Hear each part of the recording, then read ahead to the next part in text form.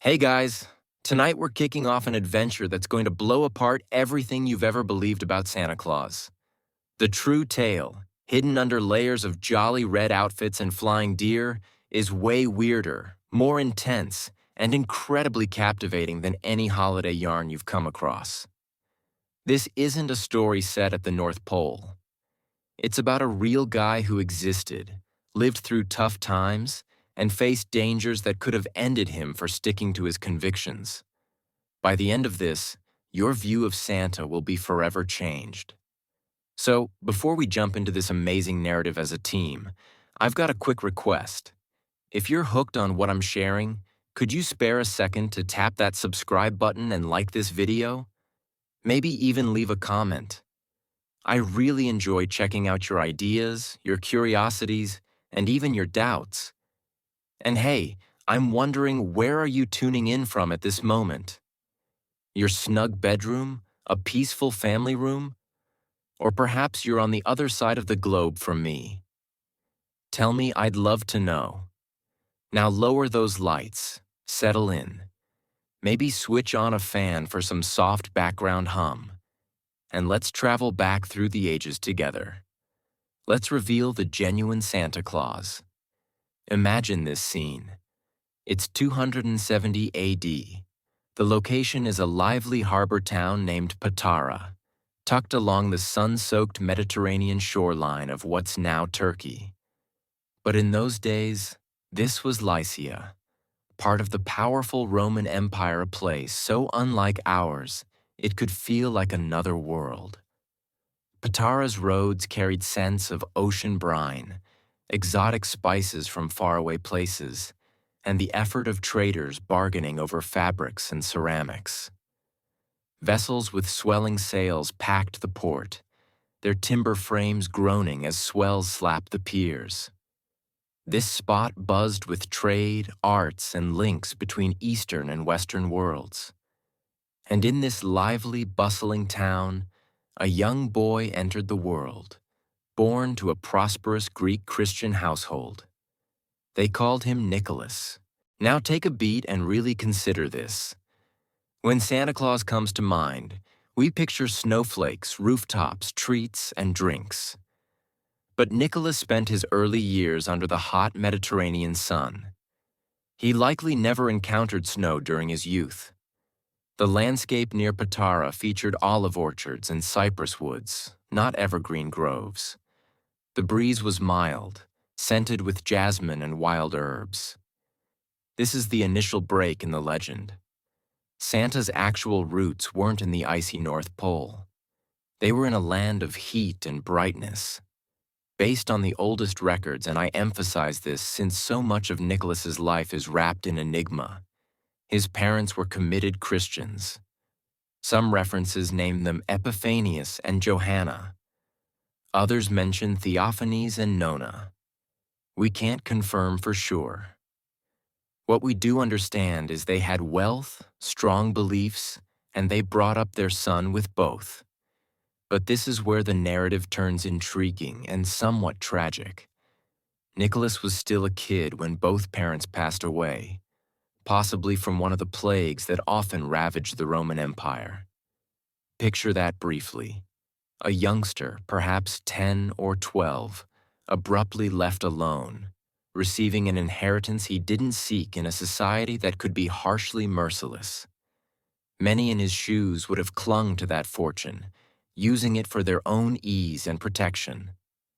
But Nicholas, as the tales recount, chose a bold path.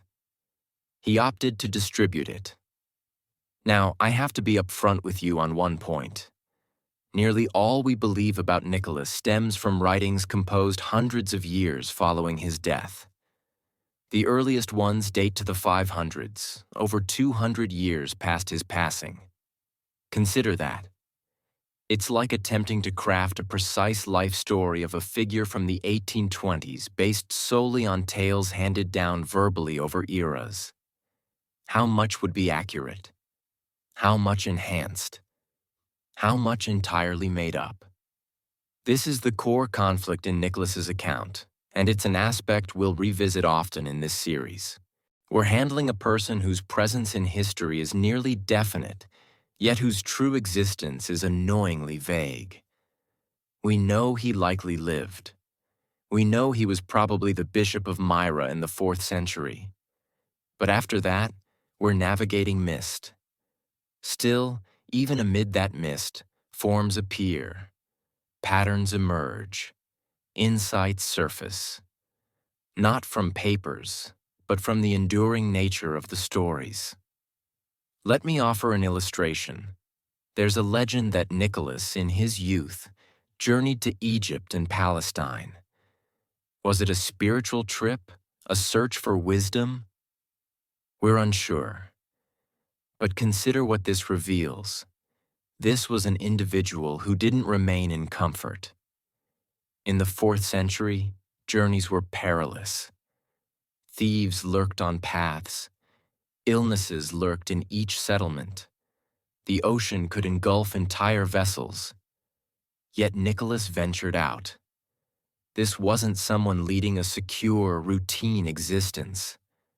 At some point, again, the chronology is unclear, but likely in his 30s, Nicholas came back to Lycia. And this is where the myth truly starts to solidify. Per legend, Myra's bishop had recently died. The religious leaders and community assembled to select a successor. And some versions claim a heavenly revelation. Others just sound judgment instructed them to pick the first person entering the church for morning prayers. That individual was Nicholas. Now let's reflect on what being a Christian bishop meant in the early 4th century. This wasn't a role of riches and leisure. It wasn't akin to a contemporary minister with an office and steady pay. This was a potential death warrant. Because here's what many overlook about Nicholas's era.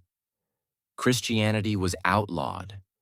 Following your religion could lead to capture, torment, execution. Emperor Diocletian, ruling from 284 to 305 AD, initiated one of the harshest crackdowns Christians ever endured. Places of worship were torched. Holy writings were obliterated. Those refusing to honor Roman deities were labeled disloyal. And Nicholas, he stood firm. We lack precise details of his captivity, but we know it occurred.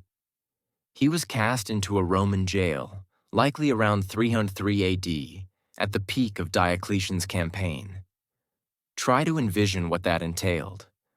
Roman jails weren't like today's prisons. They were grim, grimy pits dug into stone or constructed below ground. No daylight, no clean air. Sickness spread wildly. Folks perished in those spots, isolated and overlooked. But Nicholas endured. And here's the pivotal shift.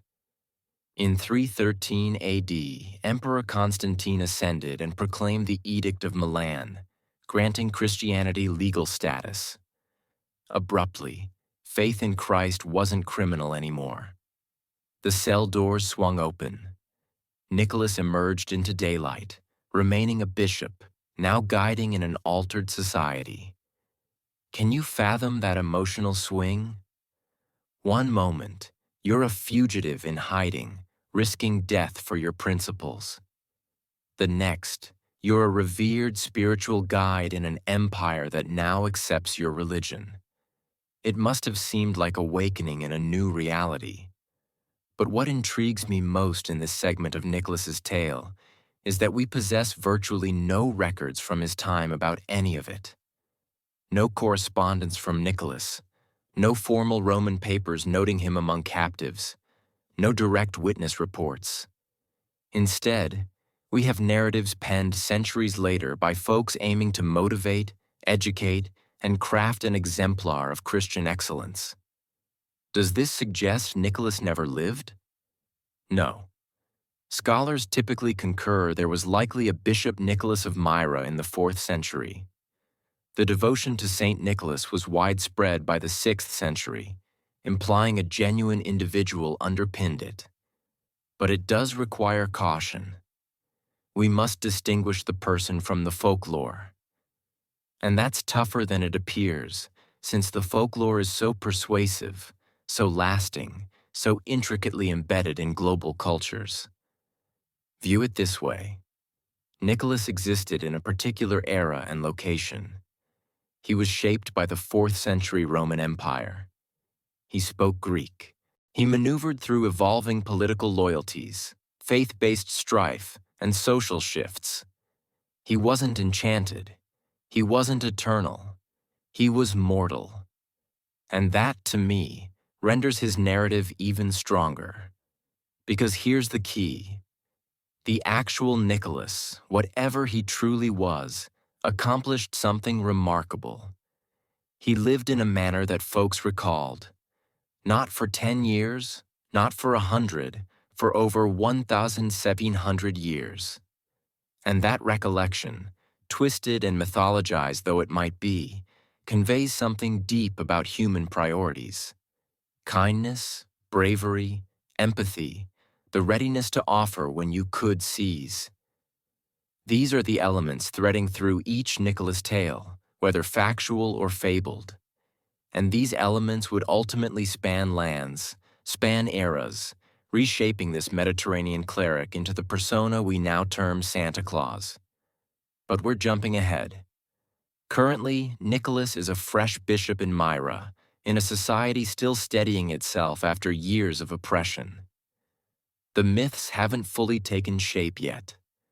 The wonders haven't been documented.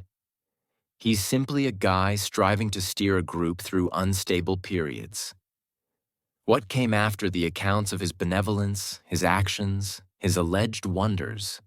Those are narratives that would be shared and reshared until they developed an independent existence. Some draw from true occurrences, some are total fabrications, and some reside in that odd, foggy realm between reality and fiction where fact and significance merge. In the coming segments of this series, we'll delve into those narratives. We'll assess the proof, challenge the legends, and aim to approach as near as possible to the authentic individual under the myth. We'll visit his jail cell, the renowned Council of Nicaea, the grave where his remains once lay. We'll observe as Italian mariners pilfer his artifacts in a bold nighttime operation. We'll witness how Dutch newcomers brought his legacy to America, how creators altered his likeness, and how businesses molded him into the planet's most familiar icon. But right now, I want to part with this idea. Nicholas of Myra inhabited a world utterly dissimilar to ours. Yet his heritage somehow spanned centuries to influence our existence in the most surprising fashion. Each Christmas Eve, as kids suspend stockings near the hearth, they're engaging in a remnant of tales that originated in a sun-drenched Mediterranean town, narrated by individuals who wished to trust that selflessness could overcome avarice, that compassion could withstand tyranny, that a single person could alter things. Was Nicholas all that the myths assert?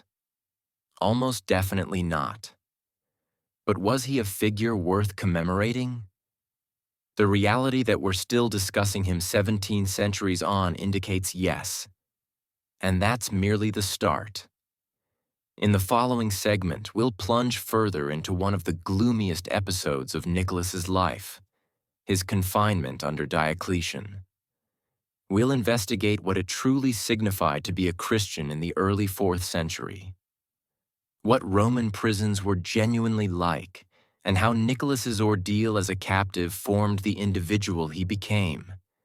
Because to grasp the saint, we first must comprehend the pain. And believe me, that account is not what you'd anticipate. So hang in there with me, the adventure is only starting, and it just grows more intriguing from here. So here's a thought I want you to ponder. What would you be prepared to sacrifice your life for? Not in some vague, intellectual sense. I mean truly, if guards pounded on your door this evening and demanded you abandon your convictions or they'd haul you off to jail, What would you choose? Most of us, being truthful, have never confronted that dilemma. We exist in a society where our principles, no matter what they are, don't usually carry a fatal penalty. But Nicholas, he dwelled in a society where declaring, "I am a Christian," could result in death. And not swiftly, not kindly. We're speaking of a culture that had mastered the craft of setting examples with individuals. So let's return, back to the instant when all shifted. Back to 303 AD, when Emperor Diocletian concluded that Christianity wasn't merely erroneous, it was hazardous, a danger to Rome's core structure. Now, to grasp why Diocletian despised Christians so intensely, we need to pull back and view the larger scene.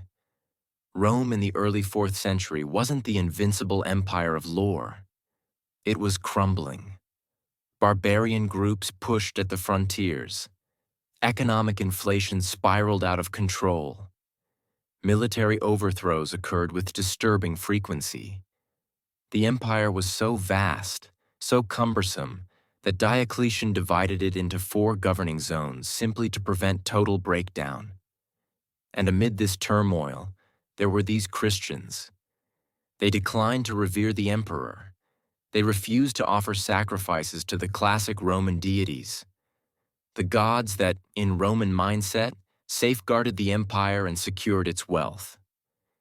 To a Roman authority, this wasn't merely blasphemy. It was betrayal. These folks were basically stating, "We won't join in the public faith that unites our community." Can you imagine how that would alarm those in charge? Diocletian viewed the Christians as an internal threat, a faction whose primary allegiance wasn't to Rome but to some unseen deity requiring sole commitment. So, on February 23rd, 303 AD, Diocletian released the initial of what would turn into 4 decrees aimed at Christians. And let me assure you, these weren't mild recommendations. The first decree mandated the demolition of Christian churches and the incineration of holy texts. Christians lost their status and legal privileges. They couldn't initiate legal actions. They couldn't defend in trials. Overnight, they became non-citizens. But that was only the onset. The second decree, issued later that year, commanded the detention of all Christian leaders, bishops, priests, deacons, any in command. The jails overflowed so rapidly that regular offenders were freed to accommodate these faith-based captives. And Nicholas, as Myra's bishop, was directly targeted. Try to picture what that arrest might have felt like. Perhaps it occurred at night, Roman troops hammering on his home's door, flames flickering in the shadows. Or maybe they seized him in daylight, pulling him from his church as his followers looked on in terror. We don't have the exact particulars. What we do have are later descriptions by Greek chroniclers who state that the holy Nicholas was captured by officials, tormented, then shackled and imprisoned alongside numerous other Christians. Tormented. Let that term linger with you briefly. Roman torment wasn't meant to gather information. It was intended to shatter individuals. Bodily, certainly, but more vitally, mentally. The aim was to force you to forsake your religion, to burn incense before the emperor's image, to demonstrate your devotion to Rome. Typical techniques included whipping with straps laced with metal or bone, pulling on the rack until limbs dislocated, searing with heated irons. And these weren't conducted privately. They were open displays meant to frighten anyone considering defying Roman rule. Did Nicholas suffer these exact torments? We can't affirm definitively, but we know he was jailed, and we know that jail time under Diocletian wasn't passive. You were expected to endure. Let me describe what a Roman prison really resembled because I believe this matters. We're not discussing modern facilities with cells and meal times and visitor periods. A Roman prison, particularly for political or religious detainees, was frequently just a cavity in the earth, literally. They were termed Tullianum in Latin, after the most notorious one in Rome. These locations were pitch black, not dim, but utter darkness. No openings, no sunlight.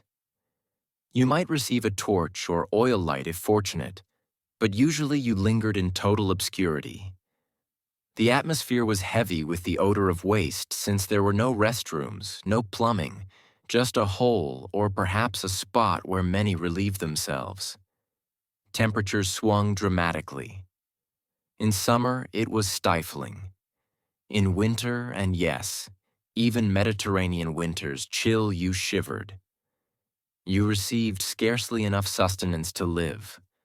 Stale bread, diluted gruel, occasionally nothing for days. And the mental torment was harsher than the physical. You didn't know when or if you'd escape. You didn't know if today they'd pull you out and kill you. You heard cries from other sections of the prison. You heard pleas. You heard quiet when someone finally surrendered and perished. This was Nicholas's reality for months, possibly years. And yet, and this is the aspect that moves me, he survived. Not merely physically, but in spirit. The subsequent accounts describe how he kept supporting his fellow inmates, that he worshipped with them, uplifted them, kept them united when all appeared hopeless. Consider the resilience that demanded not otherworldly resilience, but profoundly human resilience. The type that stems from choosing repeatedly each day that your convictions merit the agony. Now here's where the narrative takes a surprising direction. Because while Nicholas languished in prison, something was unfolding on the empire's opposite side that would alter everything. A figure named Constantine was ascending to authority. Constantine's saga is astonishing on its own. Too intricate to cover fully here, but the brief summary is this. He was a military leader who battled his way to co-emperor. And in 312 AD, the year prior to legalizing Christianity, Constantine asserted he experienced a vision before a key conflict. He beheld a luminous cross in the heavens with the phrase, "In this sign, conquer." Whether that vision truly occurred, or Constantine was a shrewd political mind who sensed the shifting tides, that's a discussion for later. What counts is that in 313 AD, Constantine issued the Edict of Milan, which formally halted the oppression of Christians. Suddenly, Christianity wasn't illegal anymore. The prison gates opened. Nicholas, along with innumerable other clergy, stepped free. Can you envision that instant? You've been in gloom for years. You've seen companions die. You've been struck, starved, humiliated. You have every justification to be shattered, resentful, ruined. And then one day the wardens arrive and announce, "You're free to leave." What do you do then? How do you handle it? How do you resume ordinary life after such an ordeal? Here's what captivates me about Nicholas's life after prison. He returned straight to his bishop duties. He didn't withdraw to a cloister for recovery. He didn't turn bitter or isolated. He went back to Myra and resumed leading his flock. And this is where I believe the true essence of the man shines through, because it would have been so simple to grow callous, to view the world as hopelessly wicked, to concentrate only on safeguarding yourself and yours. But the stories we have again, composed later but persistent, depict a different image. They portray a man who grew more giving, more understanding, more eager to step in for the defenseless. There's a well-known tale noted by later Byzantine scholars about Nicholas rescuing 3 innocent men from death. The narrative states that 3 military officers were wrongly charged with treason and condemned to execution. The evening before their beheading, Nicholas visited Emperor Constantine in a dream, insisting on their freedom. The governor experienced the same dream. When they shared notes the next day, they were so rattled that they released the captives and dispatched them to Nicholas with a message requesting his prayers for tranquility. Now, is that tale literally accurate? Likely not. Dream appearances are a frequent motif in ancient saint biographies. These are the sorts of miraculous accounts affixed to saints to illustrate their sanctity and link to the divine. But here's what I believe the tale uncovers. Even hundreds of years later, people linked Nicholas with fairness, with advocating for the blameless, with employing whatever influence he possessed, worldly or spiritual, to shield those unable to shield themselves. And that link didn't emerge from nothing. It had to stem from some authentic conduct pattern that folks recalled. Let me pose this to you. Have you ever observed how trauma can branch in 2 directions? Some folks who endure hardship resolve that nobody else should face what they did. Others conclude that all should suffer as they did. Nicholas, it appears, took the former path. His imprisonment didn't render him harsh. It made him compassionate.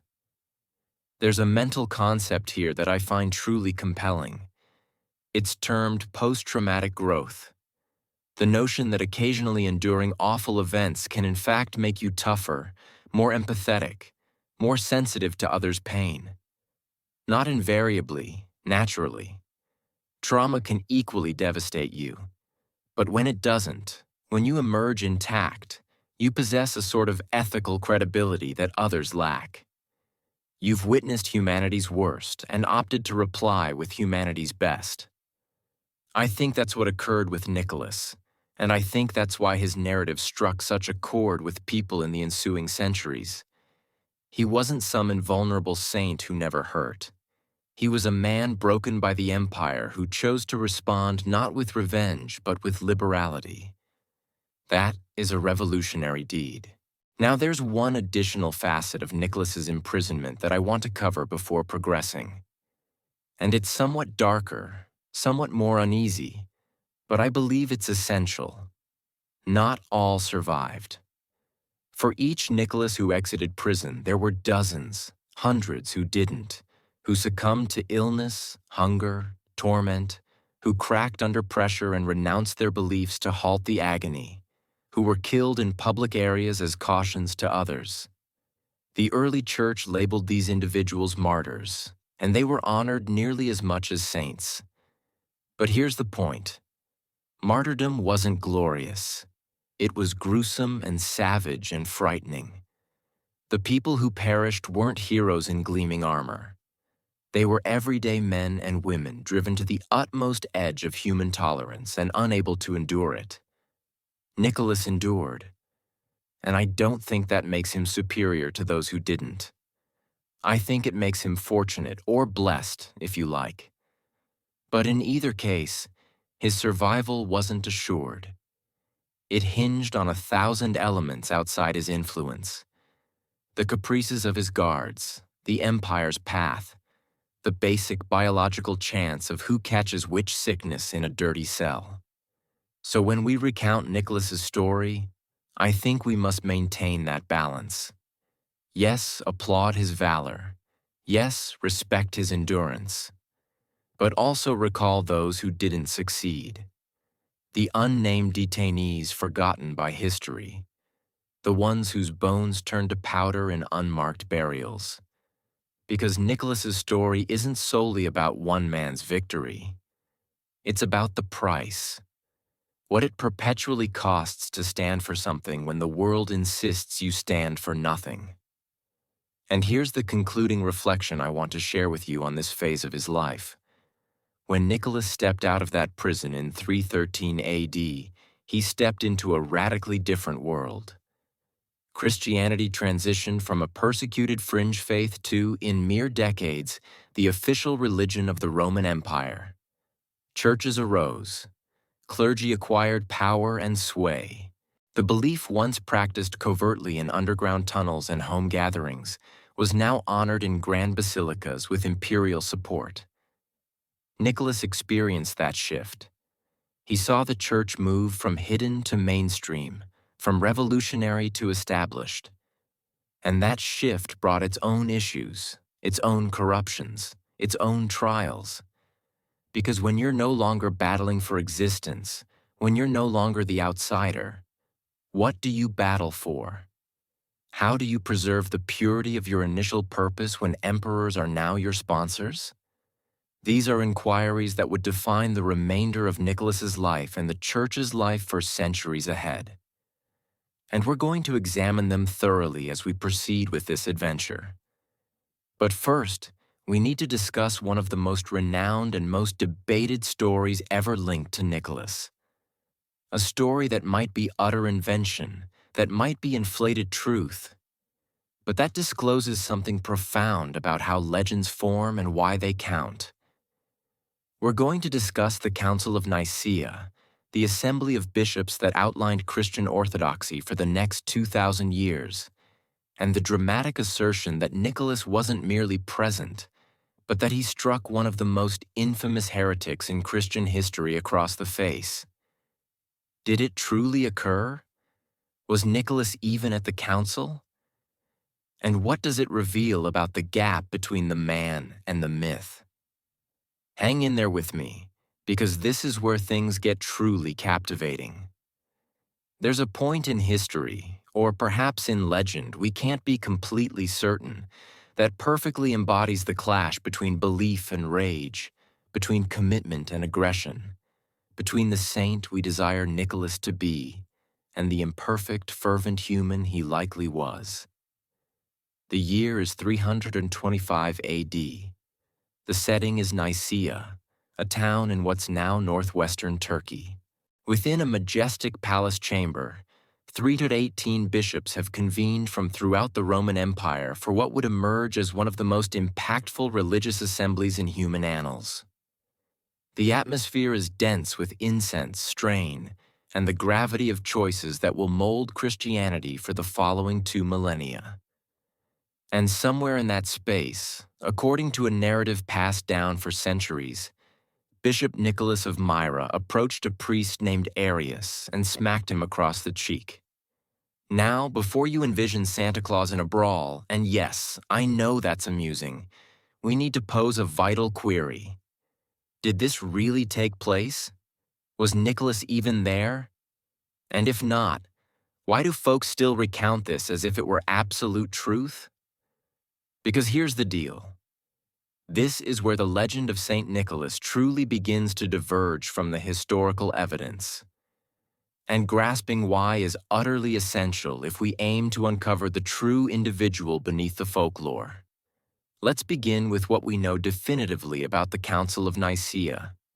In the spring of 325 AD, Emperor Constantine, the same Constantine who'd ended Christian persecution merely 12 years prior, summoned a vast meeting of Christian bishops. His objective? To resolve a doctrinal disagreement that was ripping the church apart. The disagreement focused on a priest from Alexandria named Arius. Arius was charming, learned, and fully persuaded he'd deciphered the authentic nature of Jesus Christ.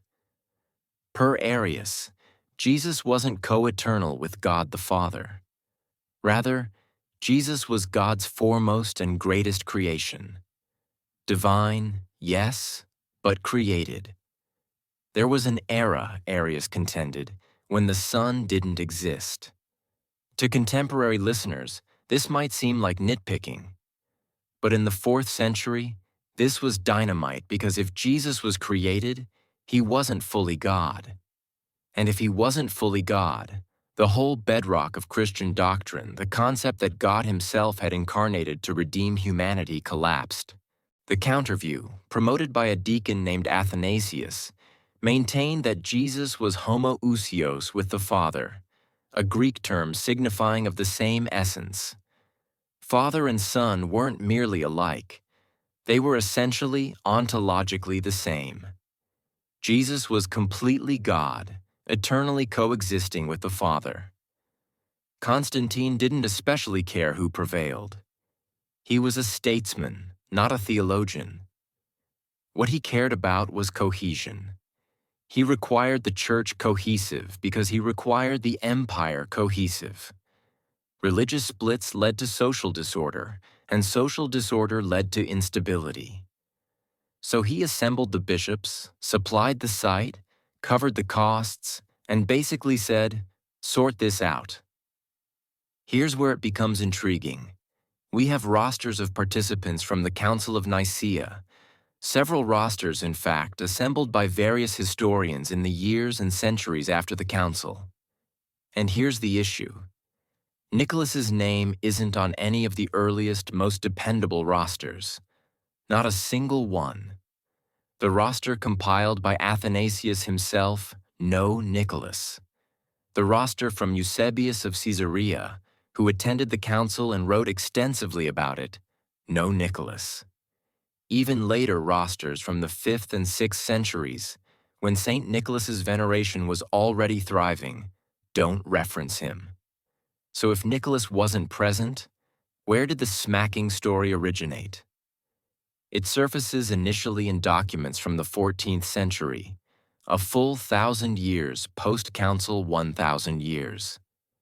That's like us today narrating events from 1025 and treating them as direct reports. The story, as it eventually solidified, unfolds like this. During the council discussions, Arius rose and shared his opinions. Nicholas, unable to hold back his righteous anger at what he saw as sacrilege, sprang from his seat, marched across the room, and hit Arius on the face. The other bishops were appalled. Some accounts say Nicholas was divested of his bishop's attire and briefly jailed. Other accounts say Jesus and Mary visited his cell that night, restored his garments, and absolved him. It's a spectacular tale, full of drama and intensity. It portrays a saint so ardent about truth that he couldn't restrain himself, even if it meant violating etiquette and risking penalty. But it's almost surely made up. Now, before you get disappointed, let me explain why this story is actually more captivating as fiction than as fact. Because what we're observing here is legend formation happening live. We can trace how a narrative gets linked to a renowned figure, how it develops, how it fulfills a role even when it's not historically precise. Think about it. By the 14th century, when this story first shows up, Nicholas had been a cherished saint for centuries. Churches throughout Europe bore his name. People invoked him in prayers. Monarchs sought his safeguard. But who was he truly? What set him apart? The early sources didn't provide much material. We knew he was a bishop. We knew he was generous. We knew he endured persecution. But that applied to many early Christian figures. Nicholas required something extra, something to distinguish him, something to make him not merely holy, but heroic. Enter the smacking story. Abruptly, Nicholas wasn't just a passive victim. He was an active guardian of doctrine. He was ready to hazard everything, his standing, his role, his liberty, to defend what he deemed true. He was a figure of action, of zeal, of ethical clarity. And here's the brilliance of the story. It makes Nicholas relatable because who hasn't at times wanted to smack someone spouting what we consider harmful rubbish? Who hasn't experienced that rush of justified fury when faced with notions we find profoundly mistaken? The story suggests, even saints lose their temper. Even sacred people are human. And that, ironically, makes Nicholas more saintly, not less. But there's another dimension to this, and it's a touch more shadowy, a touch more strategic. The 14th century, when this story arose, was an era of fierce doctrinal strife in the Church. There were arguments about papal power, about the Eucharist's nature, about scripture versus custom. And amid these arguments, people needed past examples. They needed champions from history who could legitimize their current stances.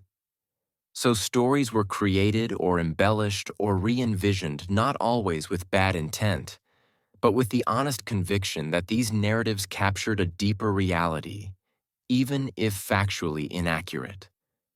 This is what historians term sacred history, a method of narrating the past less focused on what truly occurred and more on what ought to have occurred, what must have occurred for the universe's moral framework to align. And frankly, sacred history isn't unique to Christianity. Every society does it. We do it today. We recount tales about George Washington felling a cherry tree and confessing he can't lie. Except that tale is pure invention, crafted decades after Washington's death to instruct kids on honesty. We recount tales about Abraham Lincoln trekking miles to repay a few cents. Tales that likely never happened, but that embody something we hold true about his personality. The Nicholas smacking story is the medieval equivalent. It's not history. It's hagiography. And hagiography has a different aim than history. So let me ask you this. Does it count? Does it count that Nicholas probably wasn't at Nicaea? That he probably never smacked Arius? That this entire dramatic episode is likely the creation of authors a millennium later? I think it counts a great deal, but perhaps not how you'd predict. It counts because it instructs us to be discerning consumers of narratives, to inquire about information's origins, to differentiate between this is what people claim happened and this is what the proof shows happened. Those aren't identical, and mixing them causes all sorts of issues. But here's the counterpoint. Realizing the smacking story is fiction doesn't render it valueless because fiction can disclose truth. The reality that people wanted to believe Nicholas was at Nicaea, that he opposed heresy, that he was ready to act despite the cost, that reveals something authentic about what Nicholas signified to people, about the principles he stood for, about the type of saint he became in the shared mind. And that shared mind, that's potent. It molds societies. It affects how millions comprehend generosity, bravery, faith. So, in an odd way, the fictional Nicholas, the Nicholas of legend, has been more impactful than the historical Nicholas could ever be. Because the historical Nicholas was just one individual confined to one time and place. But the legendary Nicholas, he belongs to all. He can be modified, re-explained, re-envisioned to address fresh situations and fresh challenges. That's the peculiar magic of sainthood. The individual turns into a symbol. The symbol becomes more tangible than the individual, and ultimately the symbol gains its own vitality. Let me offer a contemporary parallel. Consider how we recall Martin Luther King Jr. nowadays. Most know him for the "I Have a Dream" speech. They know the polished, uplifting version, the peaceful visionary of racial unity. But the real Martin Luther King was far more nuanced. He opposed the Vietnam War. He pushed for economic redistribution. He was monitored by the FBI, who deemed him a threat. In his final years, his approval ratings were low. Most white Americans disapproved of him. But over time, that complicated, controversial figure was softened. He became a symbol. And now, individuals who would have resisted him during his life cite him to bolster their own causes. They quote him selectively. They overlook the uncomfortable parts. Is that incorrect? Not necessarily. Symbols develop. That's their nature. Nicholas of Myra, the real human, was probably a devoted bishop who performed some remarkable charitable deeds and suffered under Roman oppression. That's impressive in itself. But Saint Nicholas, the legend, the symbol, he's something altogether different. He's the patron saint of mariners, kids, traders, pawnbrokers, voyagers. He's the orthodoxy defender who smacked a heretic. He's the covert gift giver who inspired Santa Claus. He's a canvas on which innumerable cultures have projected their own ideals and hopes. And here's the lovely, exasperating truth. We'll never fully disentangle the person from the symbol. The historical evidence is too sparse. The legends are too dense. The span of time is too vast. But we can attempt. We can examine the stories critically. We can pose difficult questions. We can separate what we know from what we assume we know. And in doing that, we might discover that the real Nicholas Flawed, human, limited, is more intriguing than the flawless saint could ever be. So what about the Council of Nicaea itself? What really transpired there? The bishops debated for weeks. Arius presented his arguments. Athanasius responded with his own. Constantine, growing impatient, eventually supported the Athanasian stance. The council crafted the Nicene Creed, a faith declaration that proclaimed Jesus as God from God, light from light, true God from true God, begotten not made, of one being with the Father. Arianism was denounced. Arius was banished, and the form of Christianity we recognize today, the one declaring Jesus fully divine, became the standard. It was a turning point, one of history's pivots. And whether Nicholas was there or not, whether he smacked anyone or not, doesn't alter the event's importance. What it does alter is our grasp of how legends function, how they expand, how they serve roles unrelated to factual precision and entirely about crafting meaning. And as we keep unmasking the true saint, Nicholas, that's a lesson we'll need to remember, because the upcoming stories we're going to investigate, the accounts of miraculous gift-giving, of rescuing children from death, of shielding sailors from tempests, are every bit as complex, every bit as intertwined with legend as the smacking story. But they're also the stories that made Nicholas renowned, the stories that traversed oceans and centuries, the stories that ultimately reshaped a Mediterranean bishop into the cheerful man in red we know now. And to comprehend those stories, we need to return to Myra, back to the community Nicholas served, back to the specific acts of kindness that ignited the imagination of generations. Because here's what I think really happened. Nicholas probably did do something extraordinary. Not magical, not supernatural, but extraordinary in the very human sense of going beyond what was expected, of using his resources and influence to help people in desperate need. And those acts, remembered and retold, became the seeds from which the legend grew. Like a tiny mustard seed that becomes a great tree, the real acts of the real Nicholas grew into something vast and sprawling, something that would eventually shelter millions under its branches. So, let's go there. Let's explore the stories of generosity that made Nicholas a saint in the first place. Let's examine the famous tale of the 3 daughters and the bags of gold. Let's ask what those stories tell us about the world Nicholas lived in, about the values he embodied, and about why those values still resonate today. Because if we're going to truly unmask Santa Claus, we need to understand not just who Nicholas was, but why his particular brand of kindness mattered so much that people are still talking about it 1,700 years later. And that's where we're headed next. Every legend has an origin story. Every myth begins with the seed of truth. And for Nicholas of Myra, that seed was planted one night when he allegedly threw a bag of gold through a window, and in doing so changed the course of history in ways he could never have imagined. This is the story that made Nicholas famous. The story that has been painted by countless artists, retold in countless languages, adapted into countless variations. The story of the three daughters and the secret gift. And what makes it so powerful is not just what Nicholas did, but why he did it. Because to understand this act of generosity, we first need to understand the horror it was meant to prevent.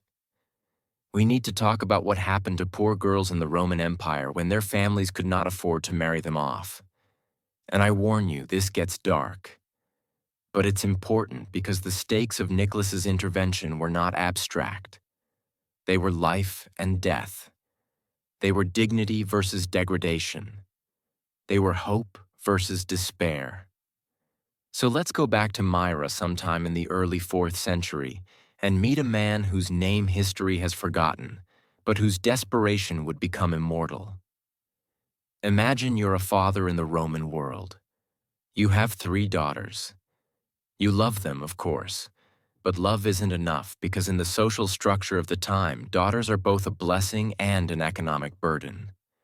They can't inherit property the way sons can. They can't work most jobs. Their primary value in the brutal calculus of Roman society is their marriageability.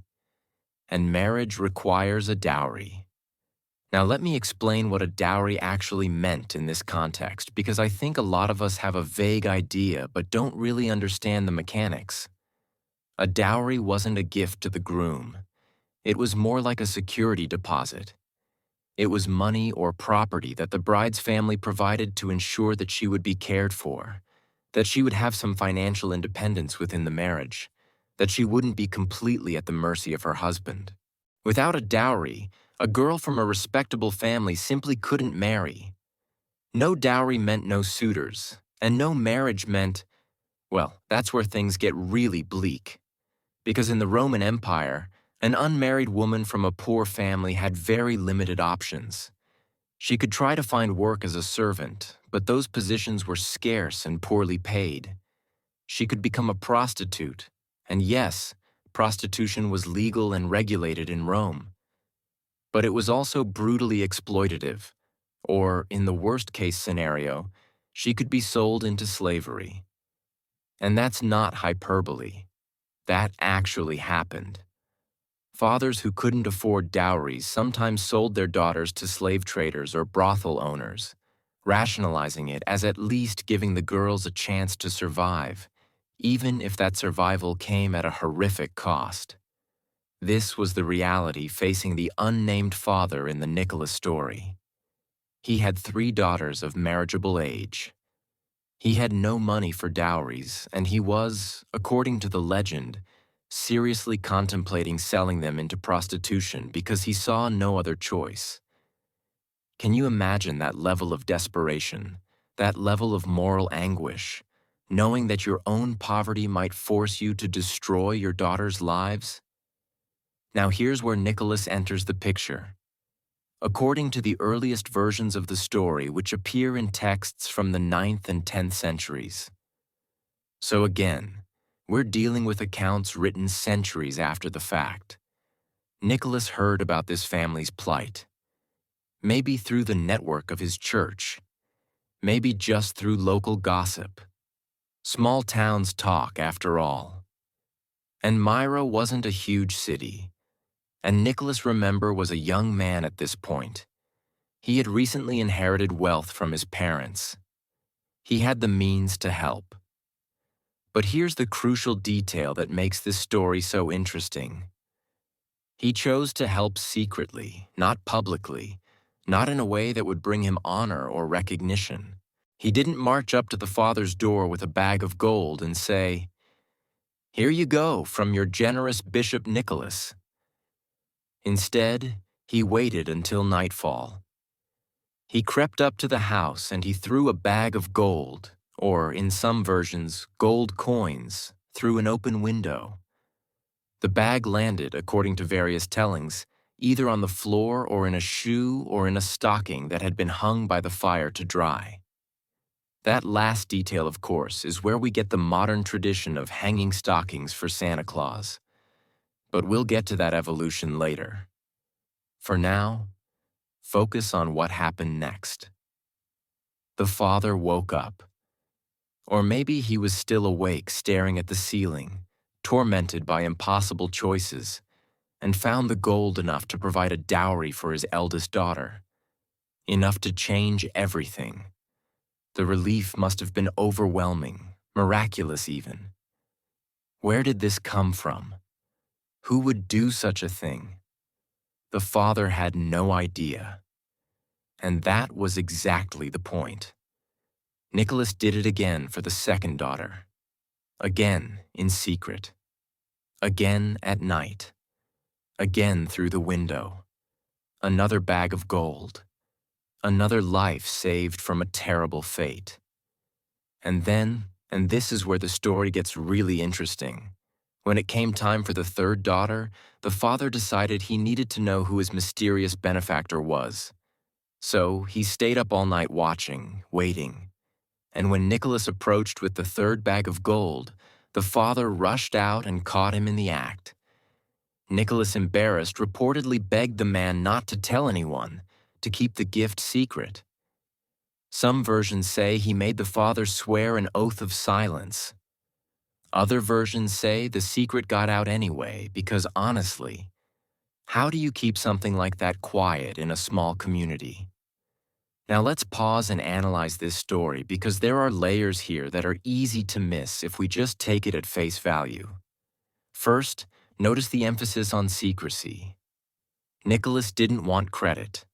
He didn't want recognition.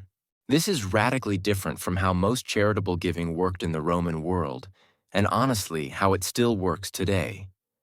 In Roman society, wealthy patrons were expected to be ostentatiously generous. They built public baths and theaters with their names carved into the stone.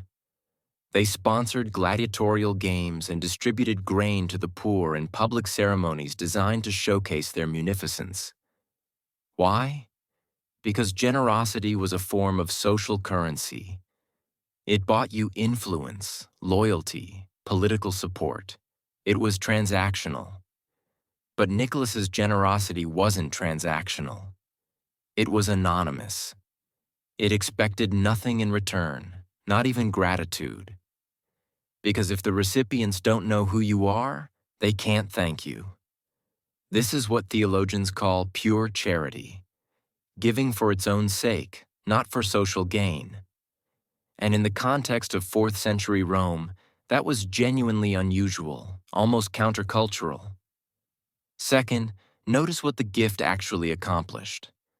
It wasn't just about money, it was about dignity.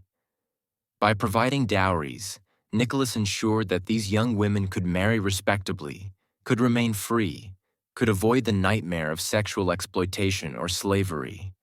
He wasn't just solving an economic problem, he was preventing a moral catastrophe.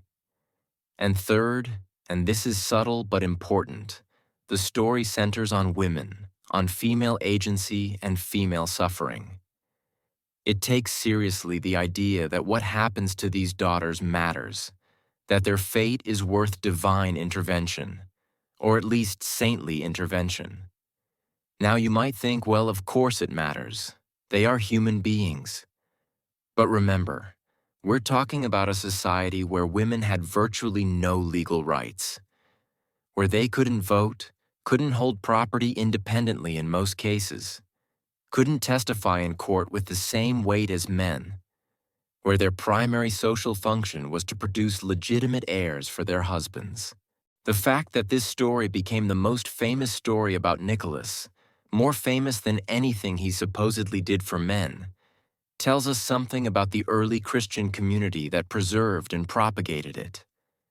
It tells us that they valued the protection of vulnerable women, that they saw this as a holy act worth celebrating.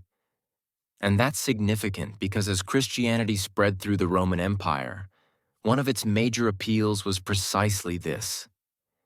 It offered women a kind of dignity and protection that pagan society often didn't. Women were prominent in the early church. They hosted house churches. They financially supported missionaries. They were deacons and prophets and martyrs. The Nicholas story taps into that tradition. It says this is what a good Christian leader does. He protects the vulnerable. He uses his resources to prevent suffering. He does it quietly without fanfare because the act itself is the reward. But here's the million-dollar question. Did it actually happen? We don't know. We have no contemporary accounts. The story appears hundreds of years after Nicholas's death. It could be completely true. It could be partially true. Maybe Nicholas did help a poor family and the details got embellished over time. Or it could be entirely invented, a pious fiction designed to illustrate Christian virtues, using Nicholas as a convenient protagonist. Personally, I lean toward probably based on something real. Here's why the story is too specific, too grounded in the social realities of the time to be pure invention.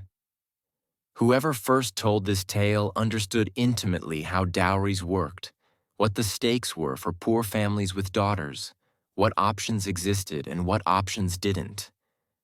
That suggests eyewitness knowledge, or at least knowledge passed down from people who lived in that world. It's not a generic miracle story. It's a very particular intervention in a very particular social problem. But even if we can't prove it happened, what matters is that people believed it happened. And they believed it not because they were gullible, but because it fit what they already knew about Nicholas's character. It was plausible. It was the kind of thing Nicholas would do. And that reputation, that consistent association with secret generosity, with helping people in desperate straits, had to come from somewhere. Reputations don't just appear out of nowhere. They are built through patterns of behavior over time. So maybe Nicholas didn't help exactly 3 daughters in exactly this way. But I'd bet good money that he helped people, a lot of people in ways that were quiet, personal, and sacrificial. And those individual acts over years and decades accumulated into a legend. Let me tell you about a psychological phenomenon called the halo effect. It's the tendency for positive impressions in one area to influence our perceptions in other areas. If we think someone is kind, we're more likely to also assume they're honest, intelligent, trustworthy.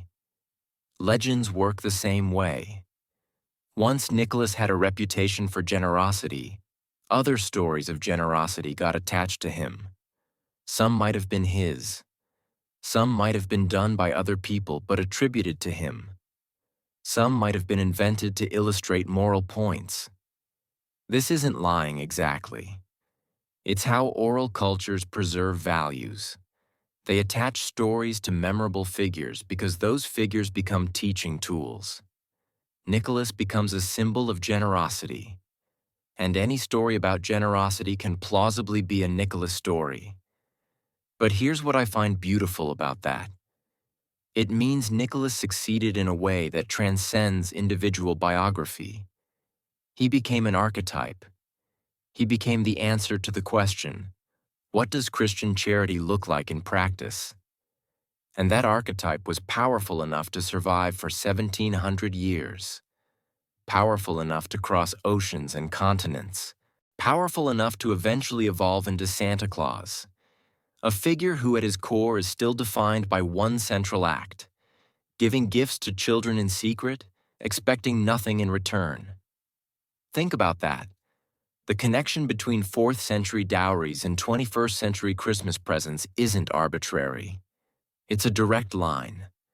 The gold thrown through the window became the coins in the stockings. The secret nighttime visit became the midnight ride on Christmas Eve. The concern for vulnerable daughters became the focus on children's happiness and well-being. The details changed, but the essence remained the same. Generosity as an end in itself. Giving without expecting reciprocation. Using your resources, whatever they are, to bring joy or relief or hope to people who need it. Now I want to address something that might be bothering you. You might be thinking, okay, but is it really that great that Nicholas helped these women by enabling them to get married?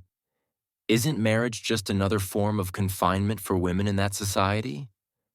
And yes, you're right. Marriage in the Roman world wasn't exactly a feminist paradise. Women were still legally subordinate to their husbands. They still had limited autonomy. They were still valued primarily for their reproductive capacity. But here's the thing. We can't judge historical actions by modern standards alone. We have to ask, given the options actually available at the time, was this action beneficial or harmful? And within the context of 4th century Rome, marriage was unquestionably preferable to slavery or forced prostitution. It offered legal protections. It offered social status. It offered the possibility of companionship of children of a household to manage.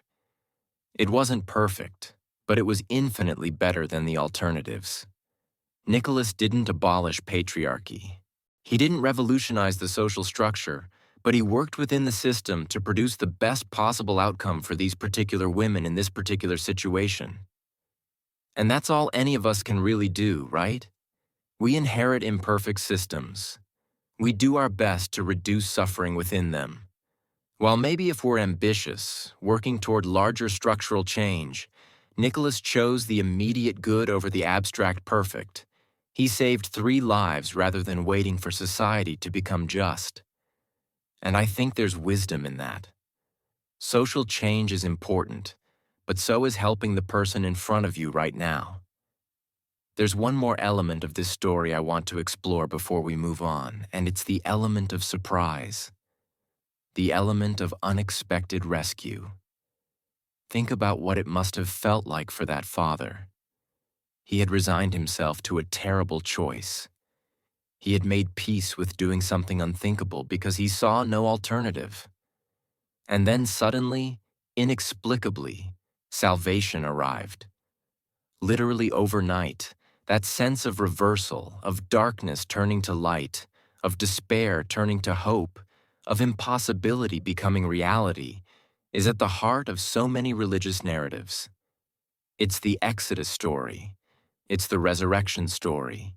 It's the theme of deliverance of God or God's agents intervening precisely when all seems lost. And whether or not you believe in divine intervention, you have to admit there's something deeply moving about the idea that help can come from unexpected quarters, that you're not as alone as you think, that someone somewhere might be paying attention to your suffering and might choose to do something about it. That's a powerful message, especially in a world that often feels indifferent to individual pain, especially when you're lying awake at night staring at the ceiling, trying to figure out how to solve an unsolvable problem. The Nicholas story says, maybe there's a way through. Maybe help will come. Maybe you shouldn't give up quite yet. And even if the story isn't literally true, the hope it offers is real. The possibility it represents is real. Because acts of unexpected kindness do happen. People do help strangers. Generosity does exist. Not always, not reliably, but sometimes. And sometimes is enough to keep going. So here's where we are. Nicholas of Myra, whether through this specific act or through a pattern of similar acts, became known as someone who helped people in secret, who used his wealth and influence to prevent suffering, who took seriously the plight of the vulnerable, especially women and children. That reputation spread first through Myra, then through the region, then across the Christian world.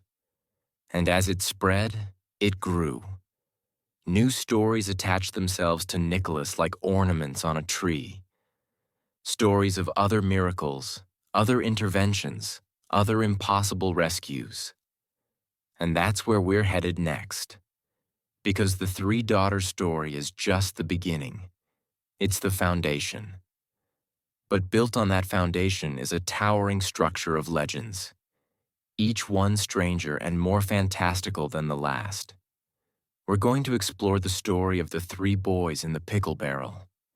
A tale so gruesome, so bizarre that it almost defies belief.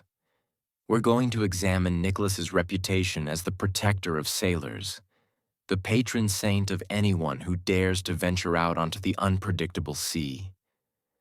We're going to look at the miracle of the wheat, the story of the wrongly accused officers, and a dozen other tales that turn Nicholas into something more than human. And as we do, we're going to keep asking the same questions. What is real? What is legend? And why do these stories persist even when we know they probably aren't factually accurate? Because that's the puzzle at the heart of this entire series. Nicholas was a man, but he became a myth. And somewhere in the space between those two things, between the historical person and the legendary saint, lies a truth about human nature, about hope, about the stories we tell ourselves to make sense of a chaotic world. So, stay with me. We're about to dive into the Wonderworkers portfolio, and I promise you it's going to be wild. All right, I need to warn you about something. The story I'm about to tell you is disturbing, like genuinely unsettling. It involves murdered children, dismemberment, and a barrel of brine. And yet, for centuries, this was one of the most beloved stories about Saint Nicholas. It was painted on church walls across Europe. It was told to children as a bedtime tale. It was acted out in medieval mystery plays. Which raises a fascinating question. What does it say about a culture when their favorite saint story involves resurrection from a pickle barrel? But before we get to the pickled children, and yes, I promise we will get there, we need to understand something crucial about how medieval people thought about saints. Because the Nicholas who emerged in the Middle Ages wasn't just a generous bishop. He was a wonder worker, a miracle machine, someone who bent the laws of nature as casually as you or I might bend a paperclip. And the thing is, people needed him to be that way. They needed miracles, not because they were stupid or superstitious, but because they lived in a world that was brutal, unpredictable, and often terrifyingly random. A world where you could do everything right and still lose everything. Where children died of diseases we can now cure with antibiotics. Where a bad harvest meant starvation. Where a storm at sea meant death. In that world, miracles weren't optional. They were oxygen. Let's start with the sea, because that's where Nicholas's reputation as a miracle worker really took off quite literally. According to legends that began circulating in the 6th and 7th centuries, Nicholas became the patron saint of sailors after he calmed a storm that threatened to sink a ship. The story goes like this. Nicholas was traveling to the Holy Land on a pilgrimage. This would have been sometime in his younger years before he became bishop. The Mediterranean was relatively calm when they set out, but anyone who knows the sea knows it can turn violent without warning. And apparently it did. Waves towered over the deck. Wind shredded the sails. The ship pitched and rolled, water pouring over the sides. Experienced sailors, men who had spent their entire lives on the water, were terrified. This was the kind of storm that sank ships and drowned entire crews. And Nicholas, according to the legend, simply stood up and rebuked the waves, commanded the storm to stop, and it did just like that. Instant calm. Now, if you grew up Christian, that story probably sounds familiar because it's essentially the same miracle Jesus performed in the Gospels when he calmed the storm on the Sea of Galilee. Same setup, same resolution, same demonstration of power over nature. And that's not a coincidence. Medieval hagiographers, the people who wrote saints' lives, deliberately modeled their stories on biblical narratives. It was a way of saying this person is so holy, so close to God, that they can do what Jesus did. It was the ultimate endorsement. But here's what's interesting. Sailors believed it. For centuries, sailors across the Mediterranean and beyond prayed to Saint Nicholas before voyages. They painted his image on their ships. They carried relics of him as protective talismans. When they survived storms, they credited Nicholas. When they didn't, well, the dead don't file complaints. And you know what? Maybe the story isn't literally true. Maybe Nicholas never actually calmed a storm. But the fact that sailors adopted him as their patron saint tells us something real. Nicholas represented safety, protection, the hope that someone was watching over you when you ventured into spaces where human control ended and nature's chaos began. That's a real need. That's a real fear. And Nicholas, whether through actual miracles or through the power of his reputation, addressed it. But the storm story is tame compared to what comes next. So, let me ask you, how far can a legend stretch before it snaps? How bizarre can a miracle story get before people stop believing it? Because we're about to find out. The story of the three boys and the butcher appears in various forms across medieval Europe.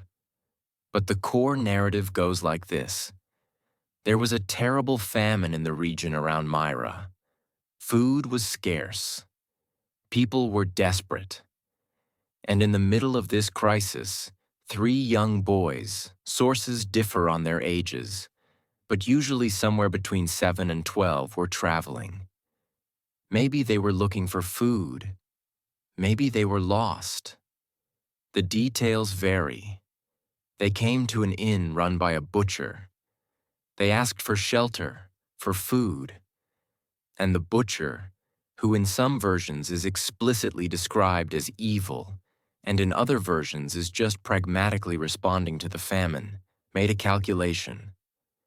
He killed the three boys, butchered their bodies, and placed the pieces in a barrel of brine, essentially pickling them like pork, intending to sell the meat to unsuspecting travelers. I told you this was dark, but it gets stranger.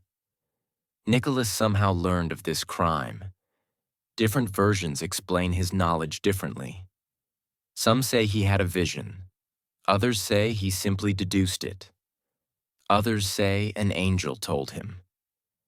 Regardless, Nicholas showed up at the inn, confronted the butcher, and then performed the most improbable miracle in his entire portfolio.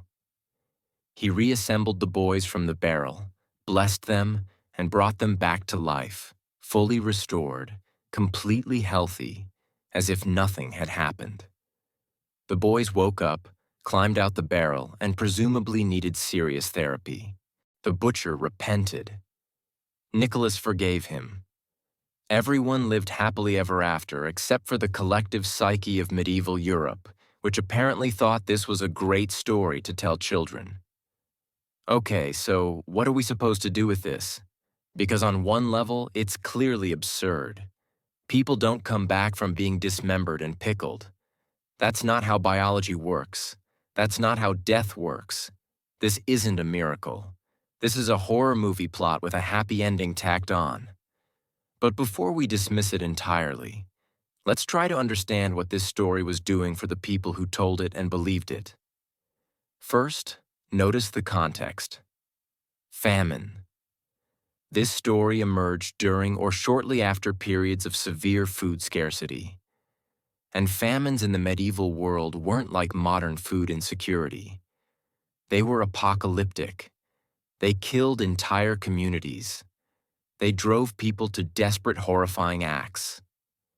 There are documented cases from medieval famines of cannibalism, of parents abandoning children because they couldn't feed them, of social order completely breaking down. A survival instinct overrode every moral consideration.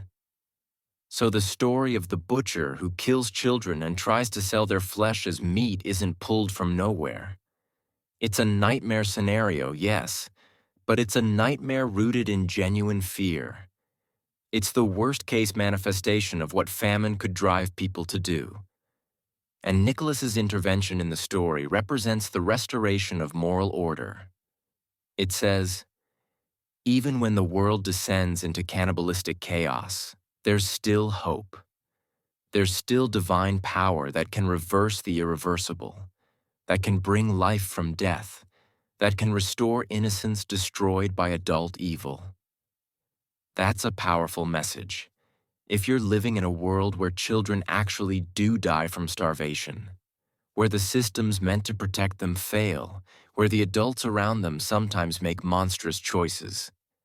But there's another layer here that I find even more interesting. In art history, this story becomes a kind of visual shorthand for Nicholas's identity. If you walk through medieval European churches and see a painting of a man in bishop's robes standing next to a barrel with 3 small figures emerging from it, you immediately know that's Saint Nicholas. The image is iconic, distinctive, memorable, and that matters because in an era of widespread illiteracy, visual storytelling was how you communicated religious ideas. The pickle barrel scene became Nicholas's trademark, his logo. But why this story? Why not the dowry story, which is less horrifying and more obviously virtuous? I think it's because the pickle barrel story does something the dowry story doesn't. It demonstrates power over death itself. It's not just generosity. It's not just compassion. It's supernatural intervention at the most fundamental level. It's Nicholas saying, or rather medieval people saying through Nicholas, that God's power extends even into the grave, even into violent death, even into the most hopeless situations imaginable. Resurrection is the ultimate miracle. It's what separates the merely good from the truly divine. And by associating Nicholas with resurrection, medieval Christians were placing him in the same category as the very few biblical figures who performed that miracle.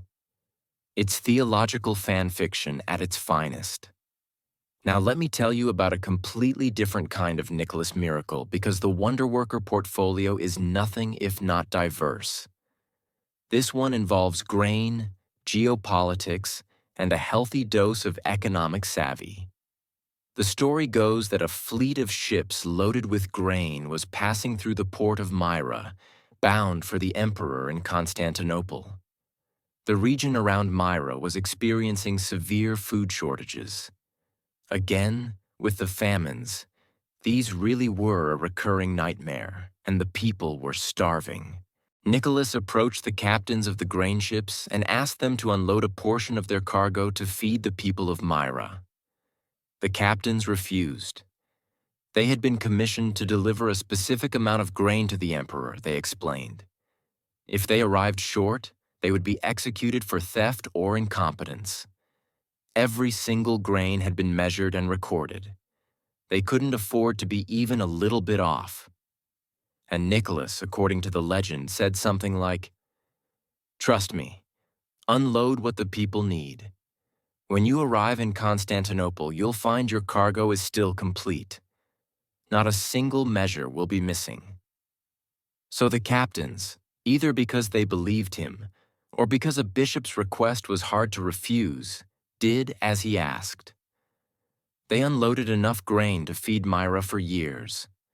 Some versions say 2 years, others say more. The people rejoiced, the famine was averted, and when the ships reached Constantinople and the cargo was measured, it was exactly the amount that had been originally loaded down to the last grain. The emperor received his full shipment. The captains weren't executed. Nicholas had somehow multiplied the grain or protected it from decreasing or performed whatever mathematical miracle was necessary to make the numbers work. Now here's what I love about this story. It's a miracle, yes, but it's also incredibly practical. Nicholas isn't just performing supernatural stunts for the sake of demonstrating holiness. He's solving a real problem, hunger, in a way that doesn't create new problems for anyone else. The people of Myra get fed. The emperor gets his grain. The sailors keep their heads. Everyone wins. And that, to me, suggests something about how Nicholas was remembered not just as powerful, but as wise as someone who understood that miracles are most meaningful when they address concrete needs without causing collateral damage. Compare this to some other miracle stories from the medieval period where saints strike people dead for minor offenses, or cause enemies to go blind, or generally use supernatural power in petty vindictive ways. Nicholas's miracles, by contrast, are almost always protective or restorative. He saves, he heals, he provides. He doesn't punish. Well, except for the occasional heretic slapping, but we've already established that probably didn't happen. The point is, the character that emerges from these legends, even the absurd ones, is fundamentally benevolent. Nicholas uses power to help, not to harm. And that consistency across hundreds of different stories from different regions and time periods suggests it reflects something about the historical person's reputation. People remembered Nicholas as kind as someone who could be trusted with power because he wouldn't abuse it.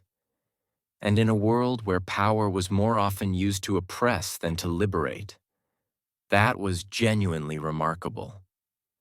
Let me bring this back to something we can relate to in our modern context.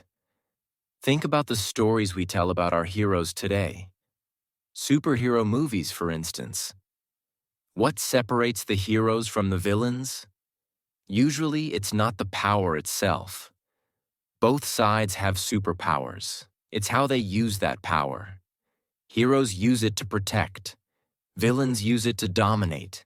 Heroes sacrifice. Villains exploit. The Nicholas legends are doing the same thing. They're establishing moral categories through narrative. They're saying this is what good power looks like.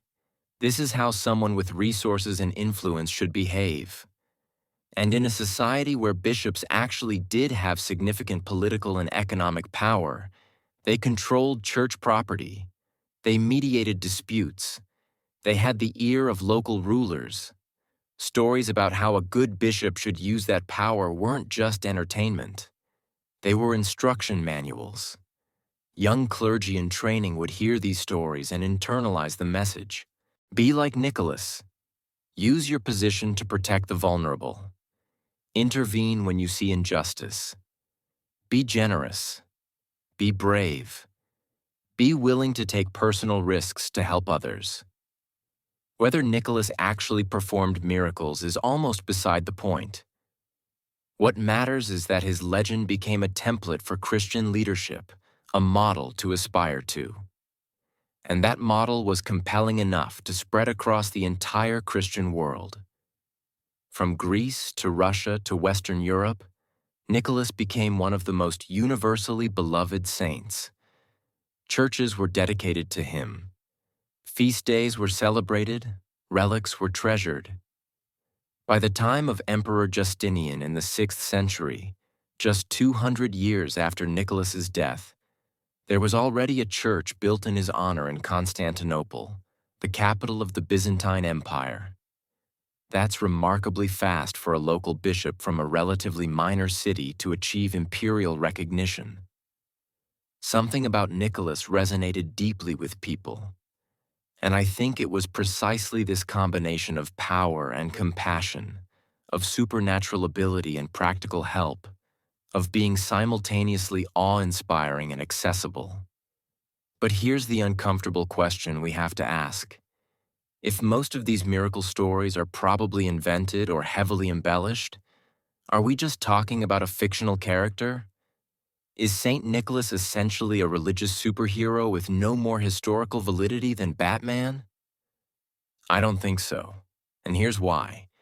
Even fictional stories have to be plausible to their audiences. If I started telling stories about Nicholas performing miracles that contradicted what people knew about his character, those stories wouldn't spread. They'd be rejected as inauthentic. The fact that certain types of stories stuck, stories about generosity, protection, feeding the hungry, saving the innocent, while other types of stories didn't, tells us that there was some underlying reality constraining the legend, some core of genuine reputation that new stories had to be consistent with. It's like how apocryphal Abraham Lincoln quotes have to at least sound like something Lincoln might have said. They have to fit the persona even if they're invented. The persona itself acts as a filter rejecting things that don't belong. So when we look at the Nicholas legends, we can extract a probable truth. This was someone known for using his resources to help people. Someone who was particularly attentive to the needs of children and the poor. Someone who was remembered fondly enough that people wanted to tell stories about him for centuries after his death. The specific miracles might be fiction, but the reputation for kindness that made those miracles narratively plausible, that was probably real. And that brings us to the next critical moment in the Nicholas story. Because all of these legends, the storms, the pickle barrel, the grain multiplication were still just regional folklore for the first few centuries after his death. Nicholas was beloved, yes, but primarily in the Eastern Mediterranean and parts of Greece. But then something happened that would transform Nicholas from a regional saint into a global phenomenon. Something dramatic, something that involved theft, international intrigue, and a midnight raid on a tomb. Because in 1087 AD, Italian sailors from the city of Bari decided they needed to possess the physical remains of Saint Nicholas, and they were willing to break into his tomb, fight off local guardians, and smuggle his bones across the sea to make it happen. This event, known as the Translation of Saint Nicholas, is one of the most audacious relic thefts in medieval history. And it changed everything, because once Nicholas's bones arrived in Italy, his cult exploded across Western Europe. Suddenly, he wasn't just an Eastern saint, he was everyone's saint. And the bones themselves, the actual physical remains that sailors stole that night in 1087, those bones are still in Italy today. They've been examined, measured, studied, even subjected to modern forensic analysis.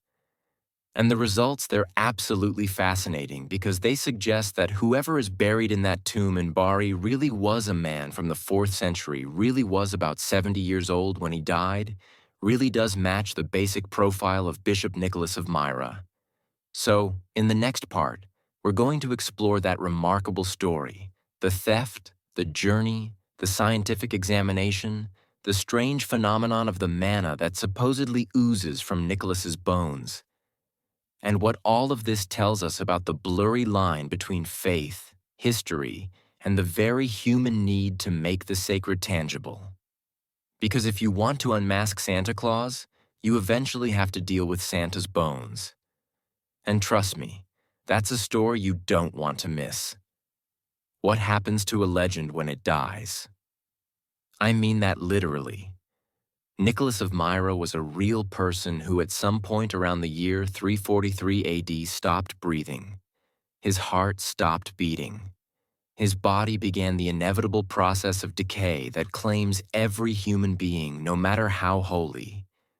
And in that moment, he transitioned from being a living bishop to being a corpse. But here's the strange thing. For Nicholas, death wasn't the end of his story. In many ways, it was just the beginning. Because what happened to his body after death, where it was buried, how it was venerated, what people believed it could do would shape Christian culture for the next 1700 years, and counting. So let's talk about death, about bones, about the weird, wonderful, and sometimes creepy ways that medieval Christians related to the physical remains of their saints. Because if we want to understand how a 4th century bishop became Santa Claus, we need to understand the journey his skeleton took. And trust me, it's one strange trip.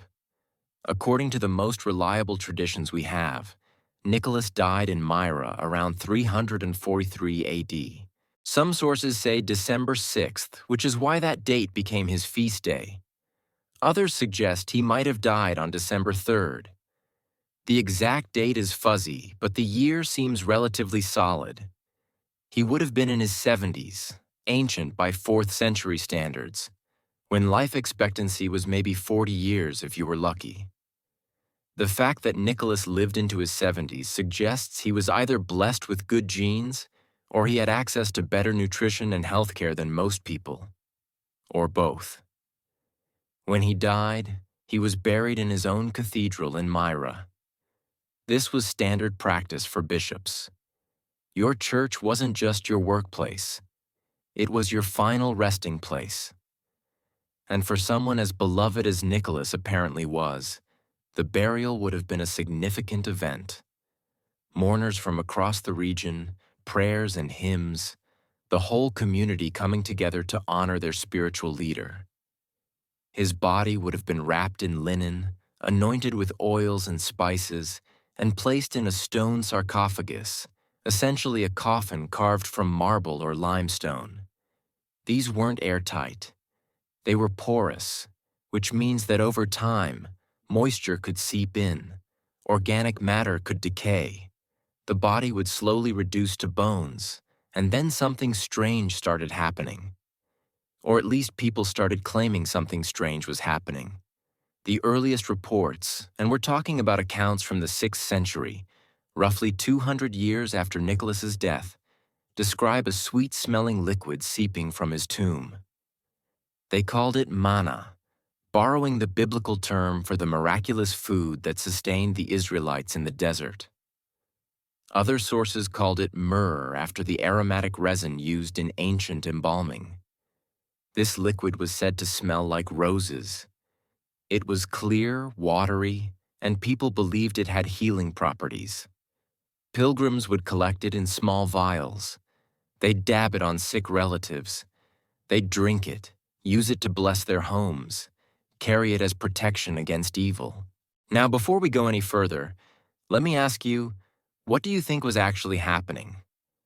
Because there are really only two possibilities here, right? Either this was a genuine miracle, supernatural liquid produced by holy bones, or there was a natural explanation that people interpreted as miraculous. And here's the fascinating thing. We actually know the answer because in 1925, scientists at the University of Bari in Italy analyzed samples of the manna, and they discovered something that probably won't surprise you but apparently shocked a lot of believers at the time. It's water, just water, H2O. Nothing magical about its chemical composition at all. But here's where it gets interesting.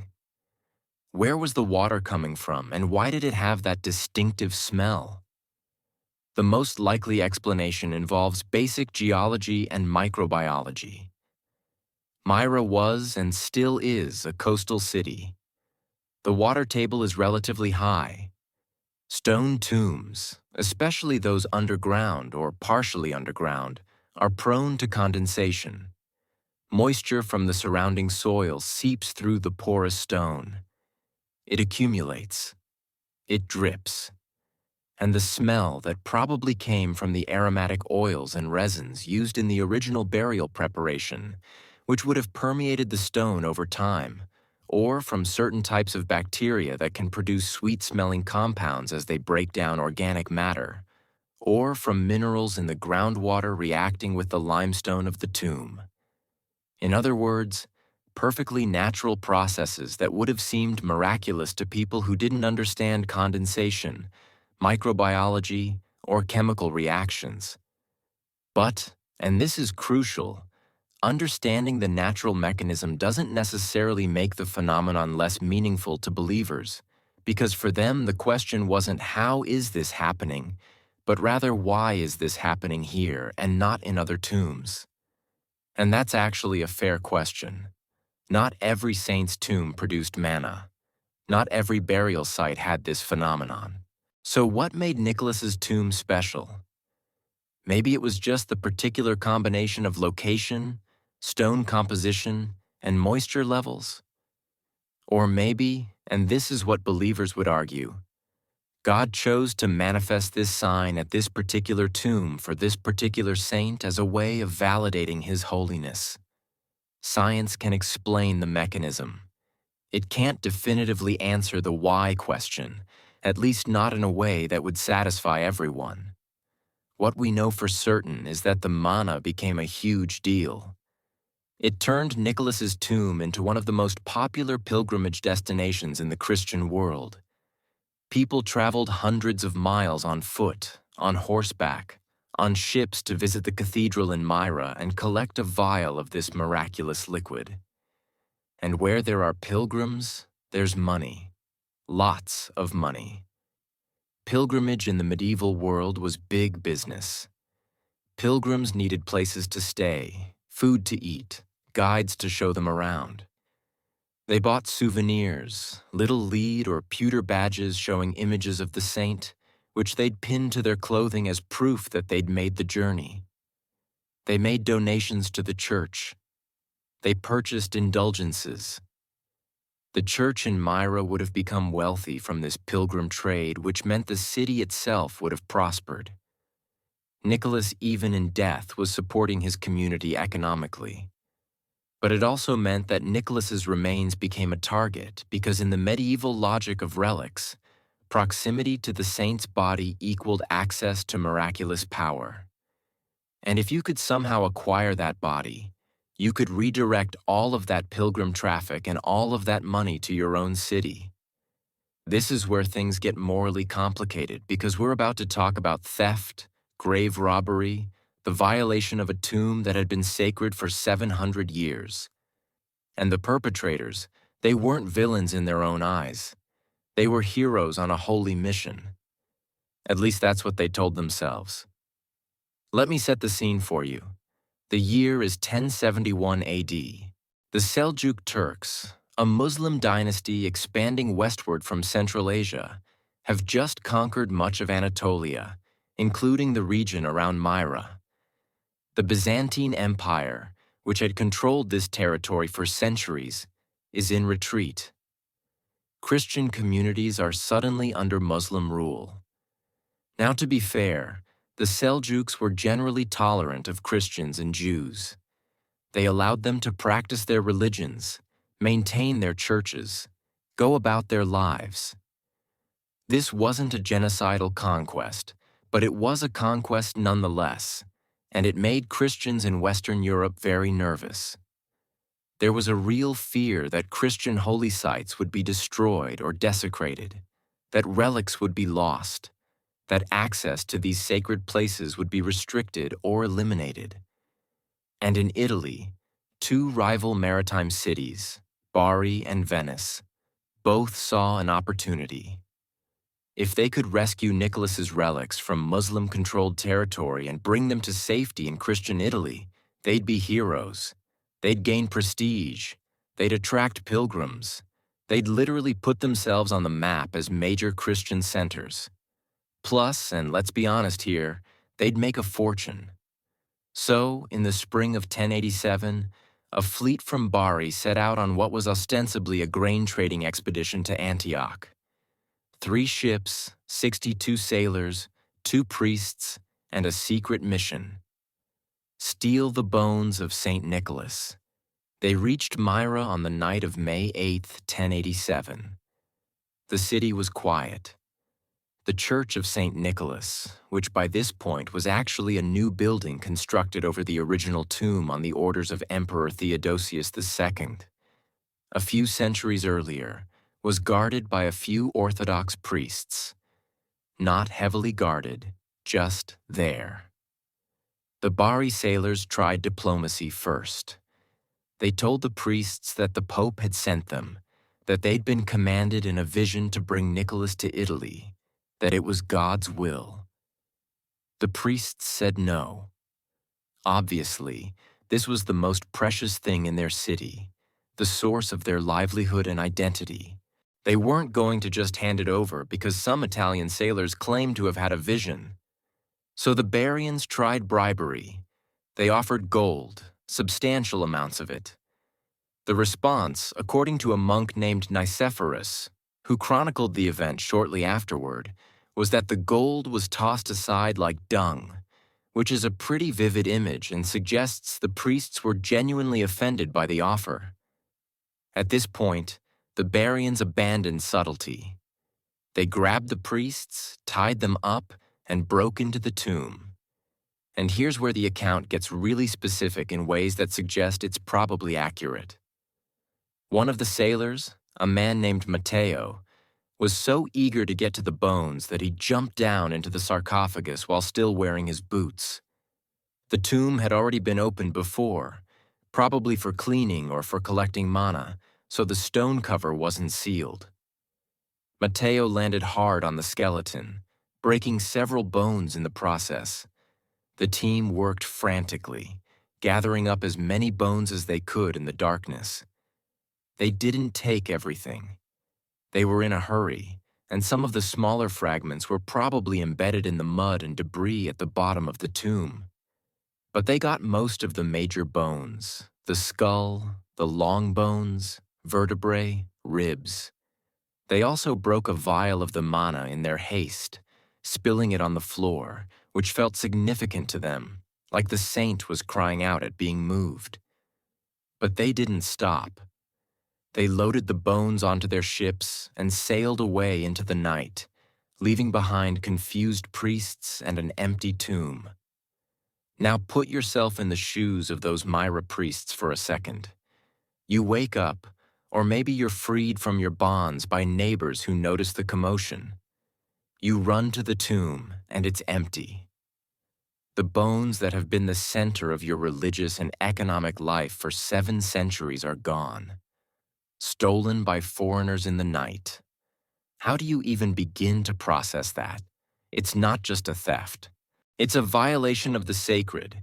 It's the destruction of your city's identity. And what do? You can't exactly call the police. There's no international law enforcement. You can't chase the ships.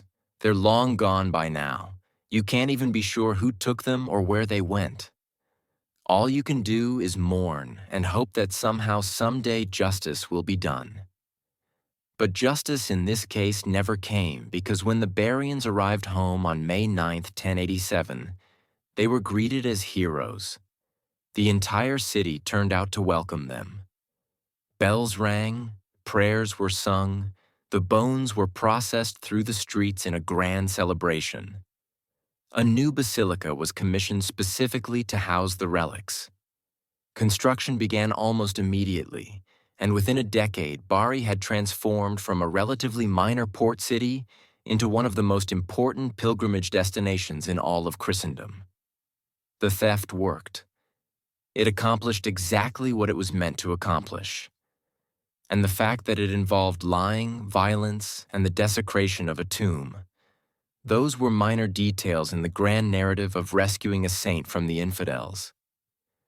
But wait, there's more, because the story doesn't end there.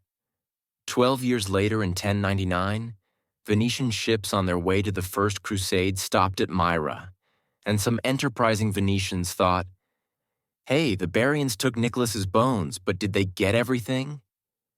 So they went to the church, which was still standing, still functioning, though obviously diminished in prestige, and they convinced the local priest to let them search the tomb. Or maybe they broke in again. The accounts are less clear on this part. And they found bones, lots of bones, hundreds of small fragments that the Barians had missed in their haste. Plus, intriguingly, they found bones belonging to Nicholas's uncle, also named Nicholas confusingly, who'd been buried in the same complex. The Venetians took everything. They brought it all back to Venice and installed it in a monastery church on the Lido, an island in the Venetian lagoon. And now both cities, Bari and Venice, claim to have the true relics of St. Nicholas. Both attracted pilgrims. Both became wealthy from the saint's popularity, and both absolutely insisted that they had the real deal and the other city was lying. This rivalry lasted for centuries. Bari refused to open their tomb to prove what they had. Venice couldn't definitively show that their fragments belonged to Nicholas rather than to some other bishop. It was a stalemate until 1953. That year, the crypt in Bari needed repairs. For the first time in 866 years since the bones had been placed there in 1087, the tomb was opened and Professor Luigi Martino, an anatomist from the University of Bari, was brought in to examine the remains. What he found was stunning. The bones were scattered in no particular order, consistent with having been hastily grabbed in the dark. There were pebbles and gravel mixed in, consistent with having been scooped up from the bottom of a damp tomb. The skull was carefully placed at one end, but everything else was jumbled. Martino painstakingly identified and cataloged every bone. He determined that they belonged to a single individual, a man who was over 70 years old at the time of death, of slight build, about 5'6" tall. Several bones showed signs of arthritis. One vertebra had a thin slice cut from it, evidence that a relic had been removed at some point, probably in the Middle Ages, when pieces of saints' bones were distributed to other churches. In 1957, the tomb was opened again for further study. This time, Martino took thousands of X-rays and detailed measurements. He even attempted a facial reconstruction based on the skull, creating drawings of what Nicholas might have looked like. A thin, ascetic face with large eyes and a prominent forehead. And then in 1992, Martino was invited to Venice to examine their relics. And this is where it gets really interesting because he concluded that the bone fragments in Venice were complementary to the bones in Bari. Same person, same skeleton, just different pieces. The Barians had grabbed the large bones in their rush. The Venetians got the fragments left behind. Both cities were telling the truth. But the question remains, how do we know it's actually Nicholas? In 2017, researchers took a tiny sample from one of the bone fragments and subjected it to radiocarbon dating. The results? The bone dates to the 4th century AD, exactly where Nicholas would have lived and died. It's not proof positive. It's entirely possible that these are the bones of some other elderly man from 4th century Myra. But the convergence of evidence is compelling. The bones are the right age from the right time period from the right location matching the physical description of Nicholas's death in his 70s. Could it be him? Yes. Is it definitely him?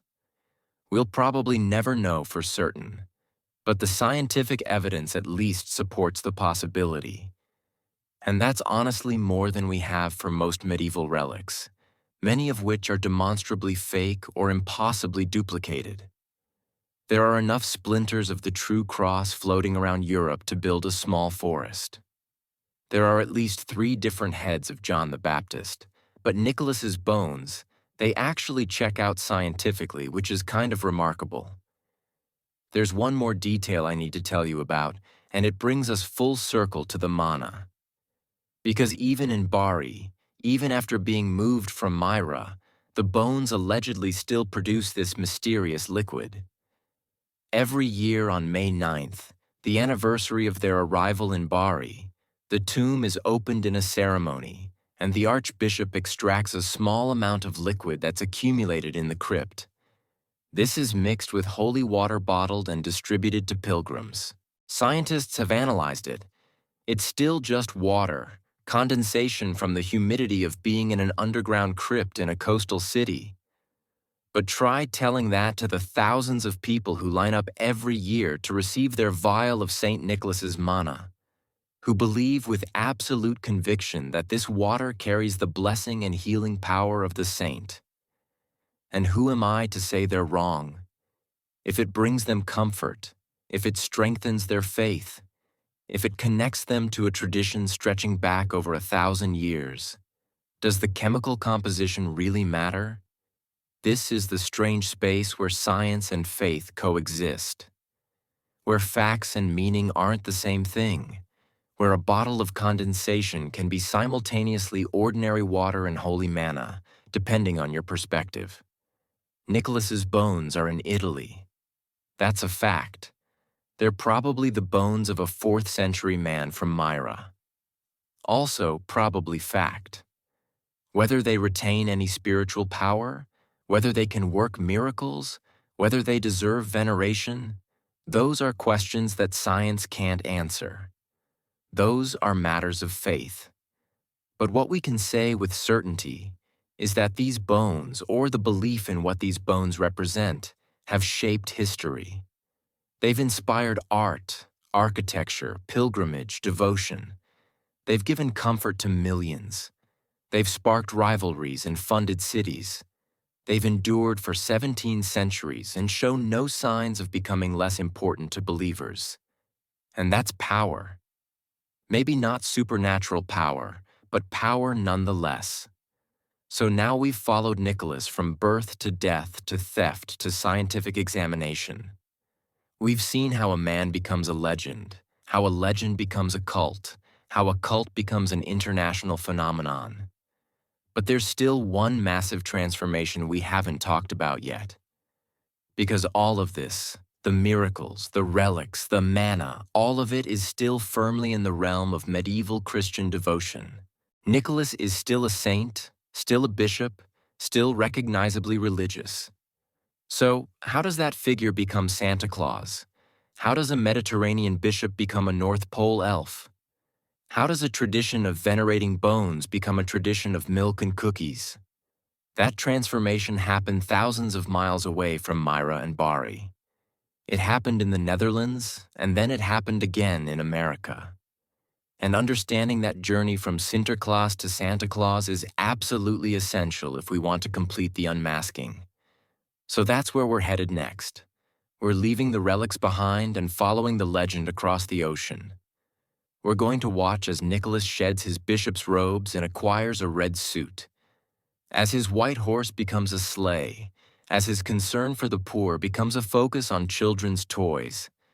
It's a wild transformation, and it's going to take us into some unexpected places. Wait, I need to back up for a second because I just realized we skipped over the most cinematic moment in this entire story. We talked about the theft. We talked about what happened after. But we didn't really sit with the actual heist itself, the planning, the tension, the moment-by-moment drama of what went down on that May night in 1087. And this is important because this wasn't some spontaneous decision. This was a calculated operation, a conspiracy involving merchants, sailors, priests, and probably city officials back in Bari who knew exactly what was being planned and gave it their blessing. So, let's rewind. Let's go back to the spring of 1087 and watch this unfold in real time. Because if we're going to understand how Nicholas went from being a regional Eastern saint to a global phenomenon, we need to understand the exact moment when everything changed. When his bones crossed from one world to another, when the Eastern Mediterranean lost him and Western Europe claimed him as their own. This is the story of the greatest relic heist in medieval history. And it's absolutely wild. Imagine you're one of the 62 sailors chosen for this mission. You've been told the official story. You're going to Antioch to trade grain. It's a routine commercial voyage. Nothing unusual. But then a few days before departure, you're pulled aside. You and a select group of others, and you're told the real plan. You're going to Myra. You're going to steal the bones of St. Nicholas.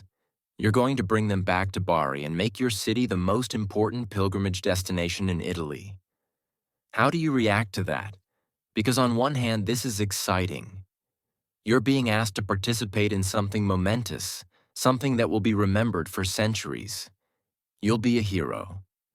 But on the other hand, you're being asked to commit grave robbery, to violate one of the most sacred tombs in Christendom. To physically assault priests if they resist to potentially start an international incident that could get you killed. Would you say yes? Would you back out? Would you demand a bigger share of the profits? We don't know what conversations happened on those ships as they sailed east across the Mediterranean. But I'd love to have been a fly on the wall because someone had to have doubts. Someone had to have said, "Are we sure about this? Are we really doing this?" And someone else had to have convinced them that yes, this was necessary. This was righteous. This wasn't theft. It was rescue. The bones needed to be saved from the Muslims. God wanted this to happen. The Pope allegedly had given his blessing. Whether any of that was true is questionable. but it was the story they told themselves. It was how they justified what they were about to do. They reached Myra after dark on May 8th. And this is where the account from the monk Nicephorus becomes incredibly detailed in ways that suggest he either interviewed the sailors directly or had access to someone who did. The ships anchored offshore. A landing party of about 40 men went ashore in small boats. They left the rest of the crew with the ships, ready to sail at a moment's notice if things went wrong. The Church of St. Nicholas wasn't hard to find. It was one of the largest buildings in the city, recently rebuilt and impressively grand, but it was also relatively unguarded. Just a handful of Orthodox monks and priests who lived on the grounds and maintained the shrine. Now here's a detail that I find fascinating. The Barians didn't immediately reveal their intentions. They approached the church as pilgrims. They asked to see the tomb. They prayed. They acted respectful and devout. And maybe in that moment they actually were. Maybe they genuinely felt reverence for Nicholas. Maybe they genuinely believed they were doing the right thing. The human capacity for cognitive dissonance is remarkable. You can simultaneously venerate a saint and plan to rob his grave. The priests were welcoming at first. They showed the visitors around. They probably offered them some of the manna to take home as a blessing. This was normal. Pilgrims came through all the time. But then the Barians started asking very specific questions. Where exactly was the tomb located? How was it sealed? Were there any other entrances to the crypt? And the priests started to get suspicious. These weren't normal pilgrim questions. These were reconnaissance questions.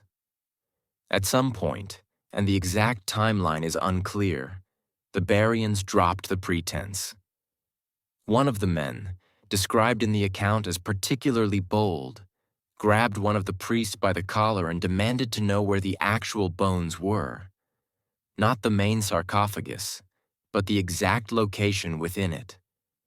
The priest refused to answer, so they grabbed him, tied him up, and started tying up the other priests as well. There was shouting, probably some pushing and shoving. One of the priests managed to break free and run, presumably to get help from the city authorities, but the Barians moved fast. They knew they had maybe an hour, maybe less, before armed men showed up. They needed those bones, and they needed them now. Here's where Matteo enters the picture. Remember him? The sailor who jumped into the sarcophagus with his boots on.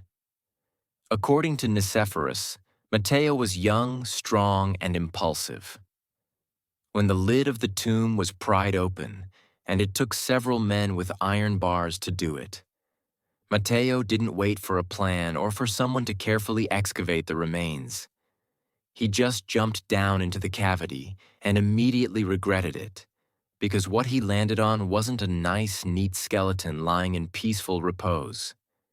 It was a jumble of bones, mud, stone fragments, and 700 years' worth of accumulated debris. The skeleton had partially collapsed.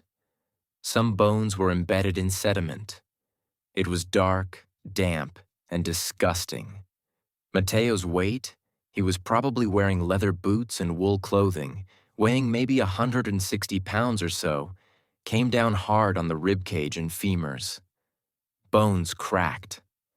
The sound in that stone chamber must have been sickening, but there was no time for delicacy. Matteo started scooping up bones and passing them up to the men above. Skull, vertebrae, arm bones, leg bones, ribs, whatever he could grab in the darkness. And this is important. They didn't have proper light. They had maybe 1 or 2 oil lamps, and they couldn't risk making the operation too visible from outside, so they were working mostly by touch in near total darkness, grabbing what felt like bone and throwing it into sacks. In the chaos, someone knocked over a container of the manna. The precious liquid spilled across the stone floor, mixing with mud and God knows what else. And according to the account, this moment hit the sailors hard. They froze because the spilled mana felt like a rebuke. Like Nicholas himself was weeping at being disturbed. Like they had crossed a line, but they had already crossed so many lines. There was no going back now, so they kept working. One sailor, we don't know his name, tried to be methodical. He was apparently grabbing smaller fragments, finger bones, pieces of vertebrae. But another sailor snapped at him. "We don't have time for that. Just get the big ones." So they focused on the major bones, the ones that were obviously important, the ones that would be recognizable as human remains. They left behind hundreds of smaller fragments, chips of bone, teeth, tiny pieces that had broken off over the centuries. This, by the way, is how we know the Venetians were telling the truth when they said they found bones in 1099. Because the Barians absolutely did leave stuff behind. Not because they wanted to, but because they were in a panic, working in the dark, and they didn't have time to sift through centuries of accumulated debris. After maybe 20 minutes of frantic excavation, someone outside shouted that they could hear voices approaching. Armed men, probably the city, was waking up to what was happening. Time to go. The sailors grabbed their sacks of bones, left the tomb in disarray, and ran for the boats. The tied-up priests were shouting, probably cursing, definitely praying. But the Barians were already gone, rowing hard for the ships anchored offshore. Here's a question. At what point during that escape did they realize they might actually get away with this? Because for those first few minutes as they were rowing away from shore, they must have been terrified, expecting arrows, expecting pursuit boats, expecting divine retribution in the form of a sudden storm or a sea monster or something. But none of that happened. The sea was calm. The wind was favorable. By the time any kind of organized response could be mounted, the Barian ships were already pulling up anchor and sailing west. They had done it. They had actually stolen the bones of St. Nicholas. And now they had to get those bones home, which meant sailing across the Mediterranean roughly 800 miles with their illegal cargo, with the constant fear that something would go wrong, that they'd encounter pirates, that a storm would sink them and the bones would be lost forever, that Nicholas himself would punish them for this sacrilege. The voyage took weeks, and we don't have detailed accounts of what happened during those weeks.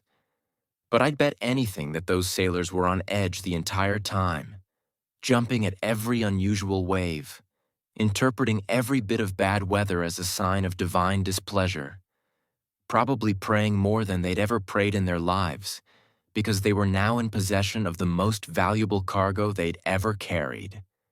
Not valuable in terms of money, though the bones would certainly generate wealth, but valuable in terms of spiritual power. They were transporting a saint, and saints, in medieval belief, weren't passive objects. They had agency. They could work miracles or cause disasters. They needed to be treated with respect. So the bones were probably kept in the best cabin, protected from moisture and rough handling. The sailors probably took turns guarding them, praying over them, asking Nicholas to forgive them for the manner of his relocation, and to please ensure they made it home safely. And then on May 9th, 1087, they rounded the last headland and Bari came into view. And someone must have sent word ahead because the entire city was waiting. The waterfront was packed with people. Bells were ringing. Priests in full ceremonial vestments were standing on the docks. Can you imagine the relief those sailors must have felt? They'd gambled everything on this mission, and they'd won. The bones were carried off the ships in a grand procession. They were placed on a litter, essentially a portable platform, and paraded through the streets of Bari while the crowd went absolutely wild. People were crying, reaching out to touch the litter, falling to their knees in prayer. This wasn't just a religious moment. This was a civic triumph. Bari had just acquired the relics of one of the most beloved saints in Christendom. They'd beaten Venice to the prize. They'd transformed their city's destiny in a single bold stroke. And the sailors? They were heroes. Their names were recorded. They were probably given money, land, positions of honor. They'd earned it. But I wonder if any of them, in the quiet moments after the celebrations died down, thought about the priests they'd tied up in Myra, about the tomb they'd desecrated, about whether the end really did justify the means. Because here's the thing from the Barian perspective, this was a rescue mission. They were saving Nicholas from potential destruction at the hands of Muslim rulers. They were bringing him to safety in Christian territory where he'd be properly honored. But from the Myra perspective, this was theft, violation, cultural imperialism, the West coming in and taking what belonged to the East, claiming moral superiority while committing violence. Both perspectives are valid. Both are true depending on where you stand. And that moral ambiguity is part of what makes this story so compelling. Within a year of the bones' arrival, construction began on a massive new basilica dedicated to St. Nicholas. This wasn't a small church. This was a statement. The Basilica di San Nicola, which still stands in Bari today, was designed to be one of the most impressive churches in southern Italy. It took about 16 years to complete the basic structure. The relics were temporarily housed in a small chapel while the main basilica was being built. And during that time, pilgrims started arriving. First a trickle, then a flood. People came from all over Italy, then from France, Germany, England. The news spread. St. Nicholas is in Bari. His relics are working miracles. You can visit his tomb, collect his mana, pray for his intercession. And the money started flowing in. Donations, offerings, payment for lodging and food, the sale of pilgrim badges and holy water bottles and little vials of mana. Bari became wealthy. Not gradually, practically overnight. This is one of the most successful city rebranding campaigns in history. Before 1087, Bari was just another port town. After 1087, it was the city of St. Nicholas. Its entire identity changed. And that brings us to a question we've been dancing around. Was this theft morally justified? The medieval church clearly thought so. Pope Urban II himself came to Bari in 1089 to formally enshrine the relics. His presence was an implicit endorsement. He didn't say, "You shouldn't have stolen these." He said, "This is wonderful. Let's celebrate." And in the logic of the time, it made sense. Relics weren't owned by any individual or even any single church. They belonged to all of Christendom. Moving them from a place where they might be endangered to a place where they'd be venerated wasn't theft. It was stewardship. Plus, there was a belief that saints could influence where their relics ended up. If Nicholas hadn't wanted to go to Bari, he could have prevented it. He could have sunk the ships. He could have struck the sailors dead. The fact that the mission succeeded was itself proof that it was divinely sanctioned. At least that's what people told themselves. But let's bring this into modern context for a second, because this isn't just ancient history. This is a pattern that is repeated throughout history and continues today. Think about the Elgin marbles, sculptures taken from the Parthenon in Athens and now housed in the British Museum in London. The British argue they were legally acquired and are better preserved in London than they would be in Greece. The Greeks argue they were stolen cultural patrimony and should be returned. Think about artifacts looted from Egypt, from Iraq, from Peru, from countless colonized nations now sitting in Western museums. The arguments are always the same. We're preserving these treasures for all humanity. They're safer here. We can give them proper scholarly attention. And the counterarguments are always the same, too. These belong to our culture. You took them without permission. Return them. The theft of Nicholas's relics is an early version of this same debate, and there's no easy answer. Both sides have legitimate points. Both are driven by a mixture of genuine reverence and self-interest. What I find most interesting is that the people of Myra didn't just give up and accept the loss.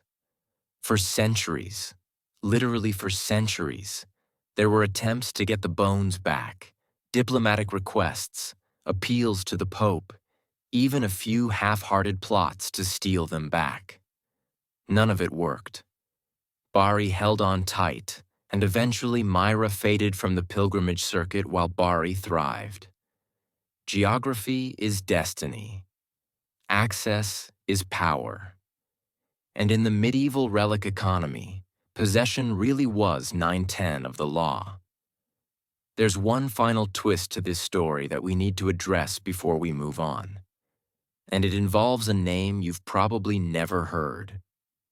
Wait, actually, you probably have heard of Rockwell. He's one of the most famous American illustrators of the 20th century, but you might not know that he drew Santa Claus a lot.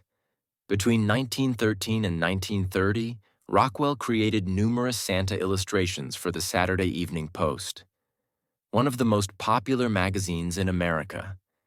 And his Santas were different from Nast's in subtle but important ways.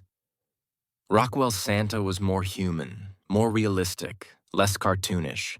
You could see the texture of his skin, the individual hairs in his beard, the way fabric folded over his belly.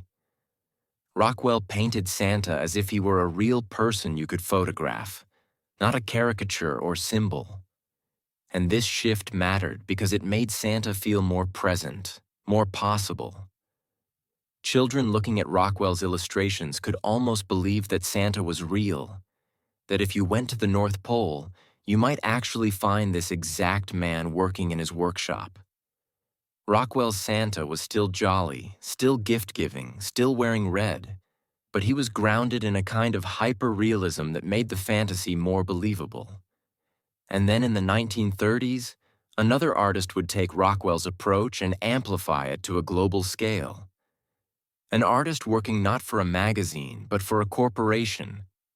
An artist whose version of Santa would be reproduced millions of times would appear on billboards and in advertisements and on Coca-Cola bottles around the world.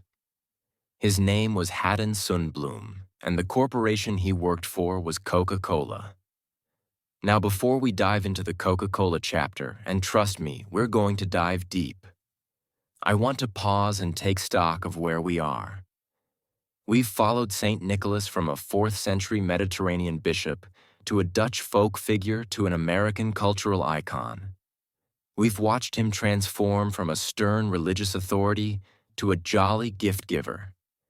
We've seen artists shape his image, writers expand his mythology, and a commercial economy adopt him as a mascot. And through all of this, certain core elements have persisted. Generosity, secret giving, concern for children, the idea that kindness should be rewarded and celebrated.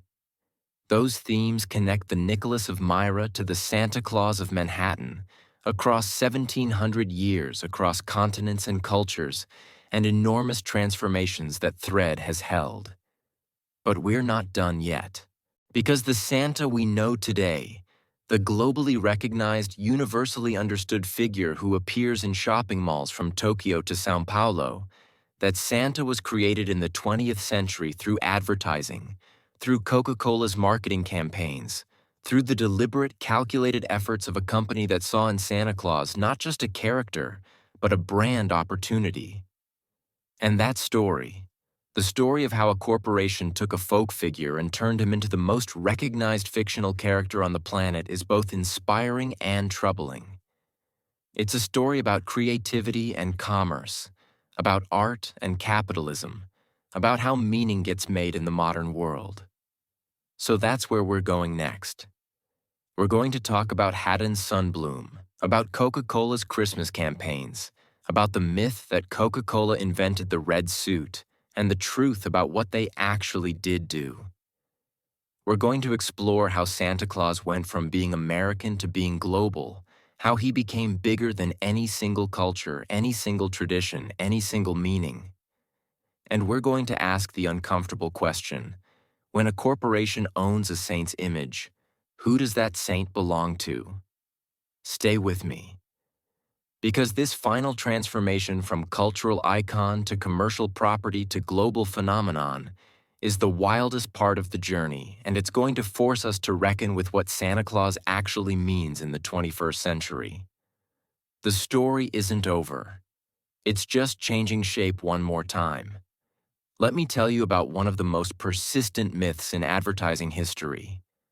A story so widely believed that it's taken on the quality of accepted fact, even though it's demonstrably provably false.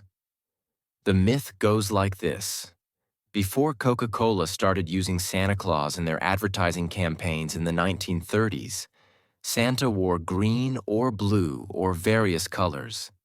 He looked different depending on who was drawing him. But then Coca-Cola, wanting to align Santa with their brand colors of red and white, redesigned him.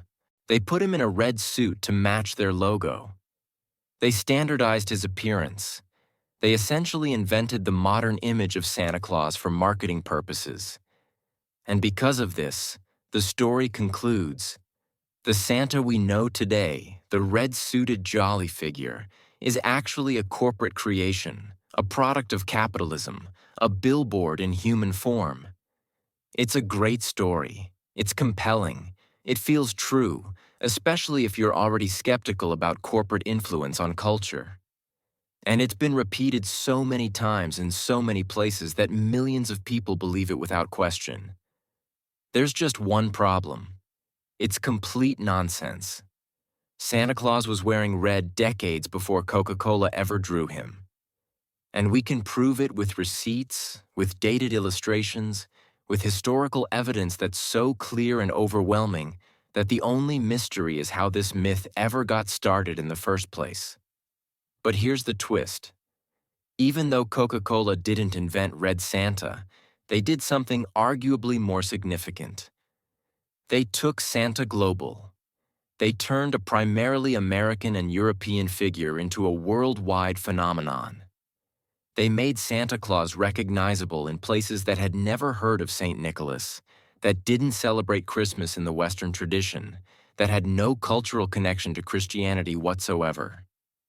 So, the real story of Coca-Cola and Santa is more interesting than the myth. Let me show you why. First, let's kill the myth once and for all, because this is important. Santa Claus was depicted in red and white in American illustrations as early as the 1860s. We have documented proof. There's an advertisement for a confectionery company in New York from 1868, 14 years before Coca-Cola was even invented, that shows Santa in a red suit with white fur trim. The ad was for sugar plums. And there's Santa looking exactly like he does today. Red coat, white beard, jolly expression. Louis Prang, the German immigrant who basically invented the American Christmas card industry in the 1870s and 1880s, produced numerous cards showing Santa in red. These were mass-produced and distributed across the country. Millions of Americans saw these images before Coca-Cola was a gleam in anyone's eye. And Thomas Nast, who we just talked about, was consistently drawing Santa in red from the 1860s through the 1880s. His illustrations appeared in Harper's Weekly, one of the most widely circulated magazines in America. By the time Nast retired, Red Santa was already the dominant version. In fact, by the early 20th century, well before Coca-Cola's Santa campaigns, there was already a New York Times article from 1927 that explicitly stated, "A standardized Santa Claus appears to New York children. Height, weight, stature are almost exactly standardized, as are the red garments, the hood, and the white whiskers. 1927. That's 4 years before Coca-Cola hired Haddon Sundblom to create their first Santa advertisements. The standardization had already happened. So where did the myth come from? Probably from a combination of factors. Coca-Cola's campaigns were so successful, so ubiquitous, that people assumed they must have created what they were promoting. It's a classic case of conflating popularity with origin. Plus, there's something appealing about the narrative of a corporation inventing a cultural icon. It confirms our suspicions about the power of advertising in capitalism.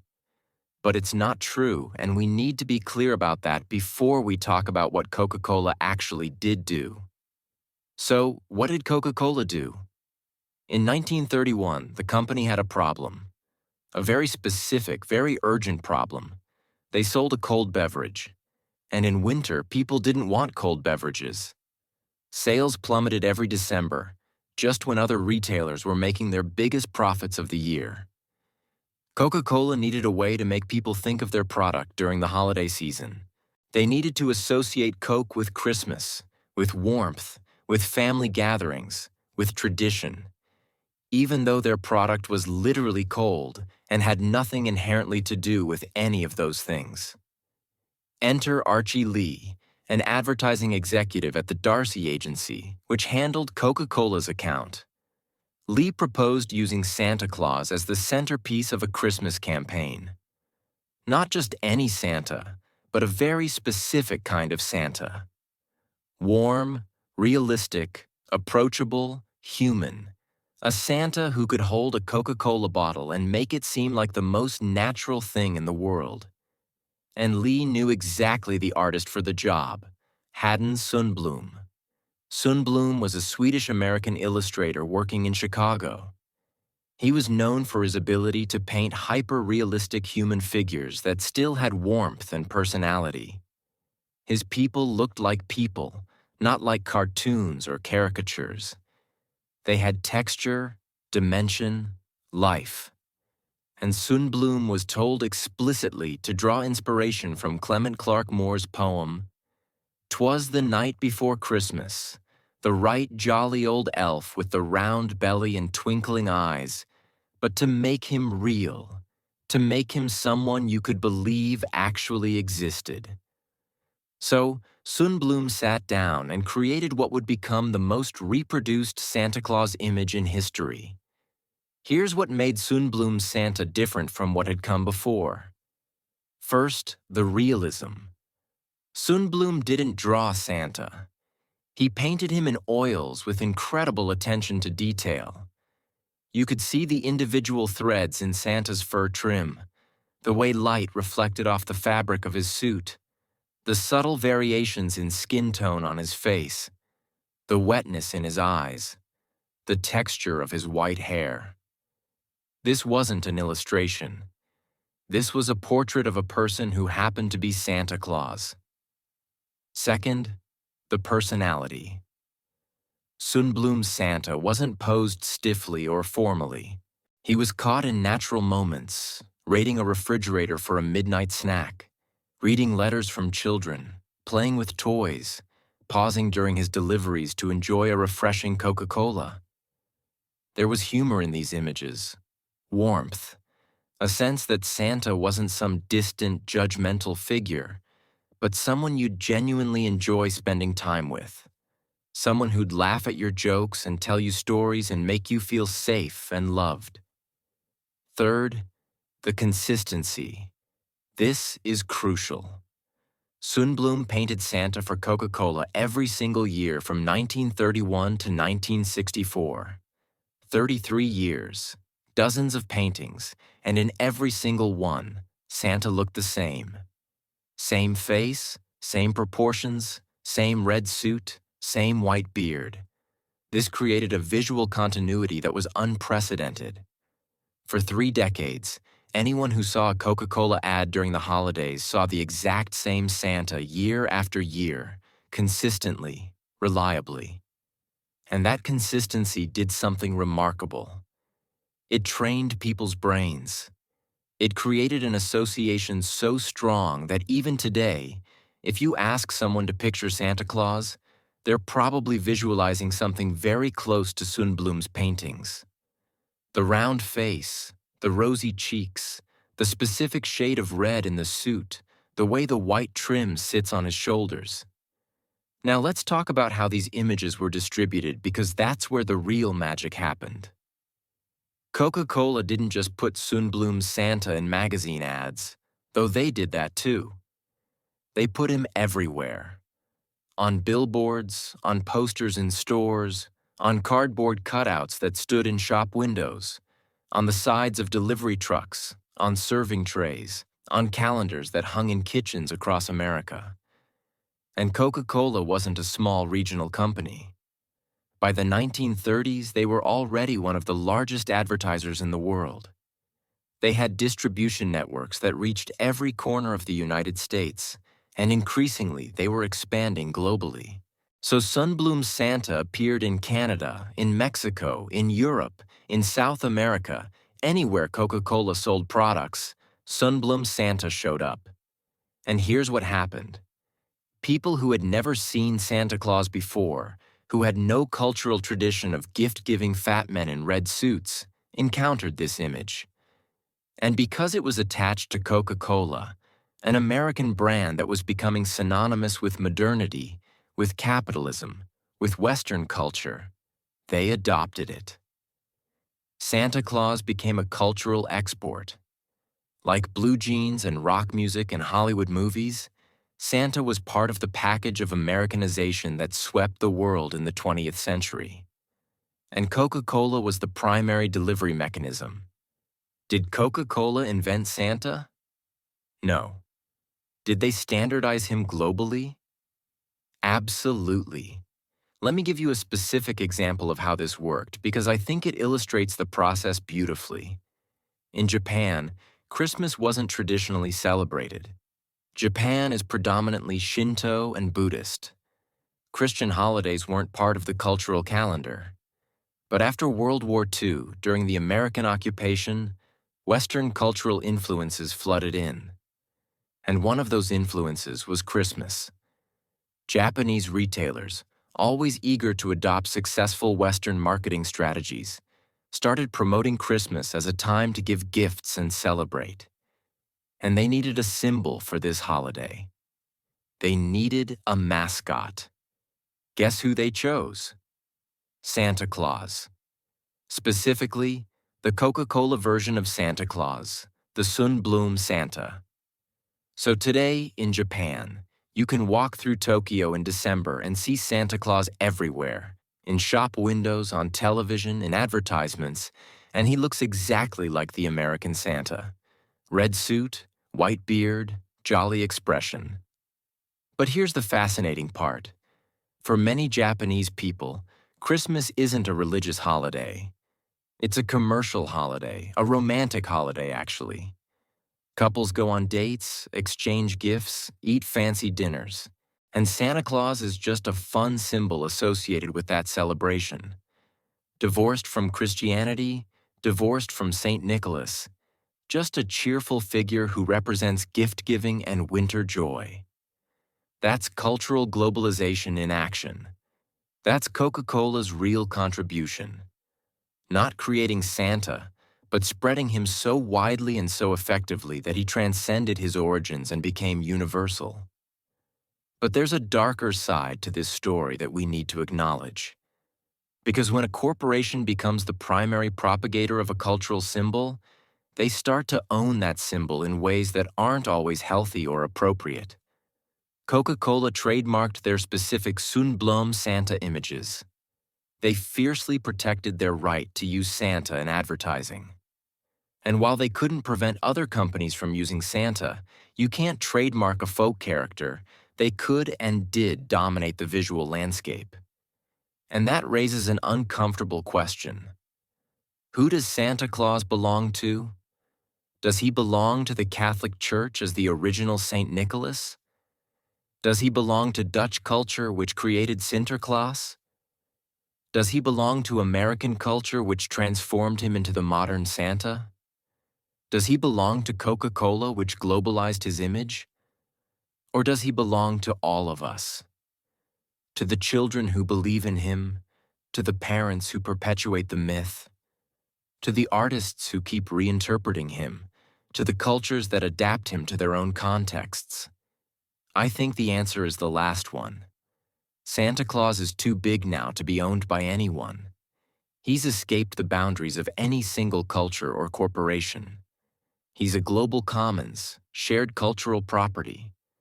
But Coca-Cola tried really hard to own him, and to some extent they succeeded. Because even though you can draw your own Santa, even though anyone can use the character, the version of Santa that most people picture is still fundamentally the Sundblom version, the Coca-Cola version. And that gives the company a kind of soft power, a cultural influence that translates into brand loyalty, into sales, into profit. Here's something you might not know. Coca-Cola wasn't even the first soft drink company to use Santa Claus in advertising. White Rock Beverages used Santa in ads for their mineral water in 1915, 16 years before Coca-Cola. And in the 1920s, White Rock used Santa in color advertisements for drink mixers. Santa in red, drinking their product. So why do we remember Coca-Cola's Santa and not White Rock's? Because of scale, because of persistence, because of the sheer volume of money Coca-Cola poured into their campaigns year after year for decades. White Rock ran some ads. Coca-Cola ran an empire. And that's a lesson about how cultural dominance works. It's not always about being first. It's about being biggest, loudest, most consistent, most ubiquitous. Money amplifies. And Coca-Cola had more money than anyone else. So their version of Santa drowned out all the competitors. Not through any nefarious scheme, but through the simple mechanics of market dominance. Now I want to bring this back to something personal for a second, because I think there's a tendency when we talk about corporate influence on culture to be either naively celebratory or reflexively critical. Some people say Coca-Cola gave us the Santa we know and love. How wonderful. And other people say Coca-Cola corrupted a sacred figure for profit. How terrible. And I think both of those reactions miss something important. What Coca-Cola did was take an existing cultural figure, one that had already been shaped by centuries of evolution, by artists and writers and oral tradition, and they amplified it. They gave it reach. They made it accessible to people who would never have encountered it otherwise. Did they do this for altruistic reasons? Of course not. They did it to sell soda. They did it because happy, warm feelings about Santa could translate into happy, warm feelings about their product. It was a calculated business decision. But the result, the global spread of Santa Claus, has had effects that go beyond selling Coca-Cola. It has created a shared cultural reference point. It has given millions of children a figure to believe in. It has provided a framework for generosity and gift-giving that transcends national boundaries. Is that good? Is that bad? I honestly think it's both. It's complicated, like most things involving the intersection of culture and commerce. What I do know is that we should be honest about it. We shouldn't pretend Coca-Cola invented Santa. They didn't. But we also shouldn't pretend they had no influence. They had enormous influence. And we should think critically about what it means when corporations have the power to shape global culture. Because that power is real and it's not going away. If anything, in our current age of social media and global brands and viral marketing, it's only getting stronger. There's one more thing I need to tell you about Sundblom's Santa before we move on, and it's kind of touching. When Sundblom first started painting Santa for Coca-Cola, he used a live model. A friend of his, a retired salesman named Lou Prentice, posed in a Santa suit while Sundblom painted. But after Prentice died, Sundblom didn't want to use anyone else. So for the next 3 decades, he painted Santa from his own face. He would look in a mirror, imagine himself as Santa, and paint what he saw. Which means the Santa Claus that billions of people have seen, the face that has become the universal image of Christmas joy, is actually the face of Haden Sundblom, a Swedish-American illustrator from Chicago, a man who probably never imagined his features would become one of the most recognized faces on Earth. There's something beautiful about that, something very human. A reminder that behind every cultural icon, behind every global brand, behind every corporate campaign, there are actual people making decisions, holding paintbrushes, looking in mirrors. Sundblom didn't set out to change the world. He was just trying to do a good job for a client. But the thing he created outlived him, outlasted the company that commissioned it, became something bigger than its origins. That's the power of art, even commercial art. That's the strange alchemy that happens when creativity meets distribution meets cultural need. So we've reached the end of Santa's transformation from 4th century bishop to Dutch folk figure, to American icon to global phenomenon. From Mediterranean martyr to capitalist mascot. And now we need to ask, what does it all mean? What are we left with after unmasking Santa Claus? After separating the man from the myth, the history from the legend, the sacred from the commercial? Is Santa Claus still meaningful? Is he still worth believing in, even if the belief is metaphorical? Is there anything real left underneath all the layers of cultural accretion and corporate branding? Or is he just a hollow symbol, a marketing construct, a story we tell ourselves to sell products and perpetuate capitalism? Those are the questions we need to grapple with as we bring this journey to a close. Because unmasking Santa isn't just about history. It's about us, about what we value, about how we relate to myth and meaning in the modern world. And that's exactly what we're going to explore in the final chapter of this story.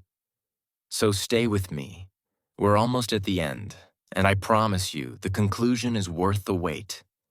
Here we are, the end of a 1700-year journey. From the sun-baked streets of 4th century Myra to the shopping malls of 21st century America. From a flesh and blood bishop named Nicholas to a mythological figure recognized by billions of people worldwide. And I want to start this final chapter with a simple question. Now that we've unmasked Santa Claus, now that we know the real story behind the legend, what do we do with that knowledge? Because here's the paradox we're facing. Santa Claus is objectively speaking not real. There's no man at the North Pole. There are no flying reindeer. Chimneys don't magically accommodate rotund intruders on Christmas Eve. Every present under every tree was purchased by actual humans using actual money. And yet Santa Claus is real. He exists in our collective imagination. He shapes behavior. He generates genuine joy. He creates meaning in people's lives. Millions of children go to bed on Christmas Eve with hearts pounding with anticipation because they believe in him. Adults spend hours carefully maintaining that belief, finding profound satisfaction in the magic they create. So which is true? Is Santa real or not? The answer, I think, is that we're asking the wrong question because reality isn't binary. It's layered. And Santa Claus exists in a layer of reality that's just as powerful, just as consequential as physical reality. The layer of meaning, of story, of shared cultural belief. Let me give you some numbers to illustrate what I mean. In the United States alone, Christmas generates over $1 trillion in retail sales annually. $1 trillion. That's more than the GDP of most countries on Earth.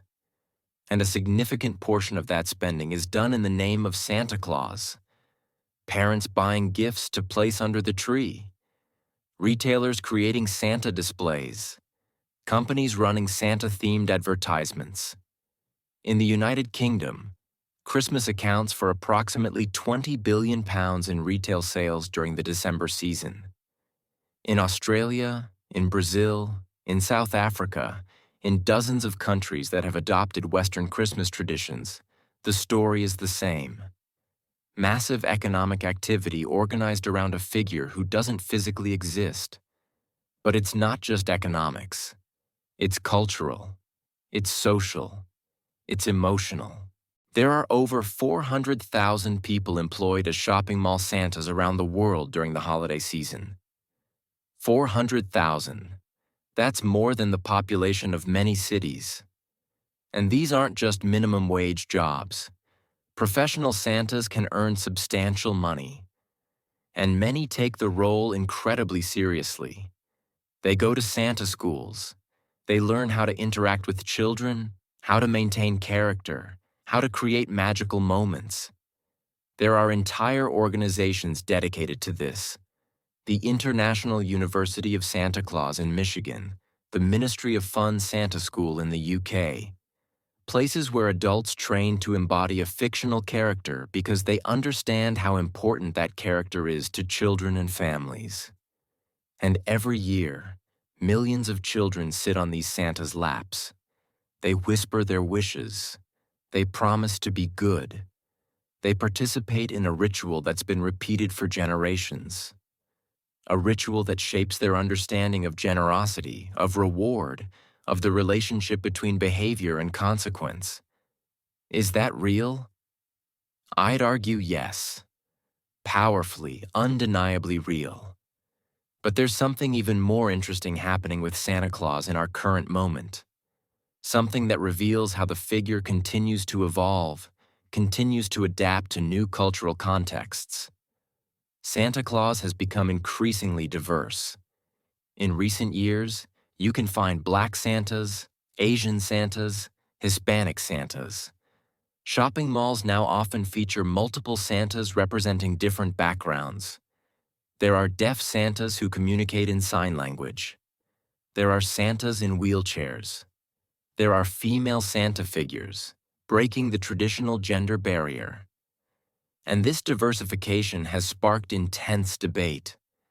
Some people argue that Santa should stay the way he's always been, white, male, able-bodied. They see changes as political correctness run amok, as an attack on tradition. But here's what those critics forget.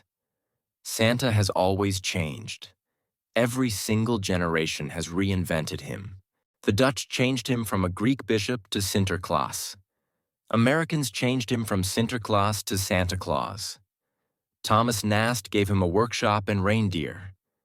Coca-Cola gave him global reach. Change is the tradition. And the push for diverse representation isn't about erasing Santa. It's about expanding access to the magic. It's about making sure that children of all backgrounds can see themselves reflected in this figure of generosity and joy. It's about recognizing that the meaning Santa represents kindness, giving, unconditional love isn't limited to any one culture or appearance. I find that beautiful, actually. The fact that a 4th century Mediterranean saint has become so universal that he can take on any face, any form, and still carry the same essential message. Now, I want to talk about something that might surprise you. The persistence of belief in Santa despite widespread knowledge that he's not physically real. Think about it. We live in an age of unprecedented access to information. Any child with a smartphone can Google, "Is Santa real?" and get a definitive answer in seconds. And yet, the Santa tradition not only survives, but thrives. Parents go to extraordinary lengths to maintain the illusion. They eat the cookies left out for Santa. They track Santa's journey on NORAD's Santa Tracker. Yes, that's a real thing. The North American Aerospace Defense Command has been tracking Santa since 1955. They fabricate elaborate stories about how Santa gets into apartments without chimneys. Why? If everyone knows Santa isn't real, why do we collectively pretend otherwise?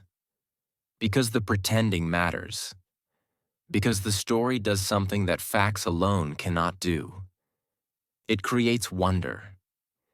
It preserves a space for imagination in a world that's often too harsh, too literal, too focused on the quantifiable and measurable. Child psychologists have studied this extensively. And what they've found is that believing in Santa and then eventually learning the truth is actually a healthy developmental process. It teaches children about the difference between fantasy and reality. It helps them understand that their parents love them enough to create magic for them.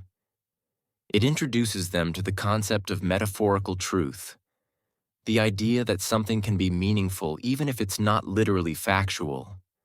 In other words, Santa is a training ground for dealing with complexity, for understanding that the world isn't always black and white. That meaning exists in the spaces between true and false. But there's also a critique we need to address because not everyone sees Santa as innocent fun. Some people argue that the Santa tradition is harmful.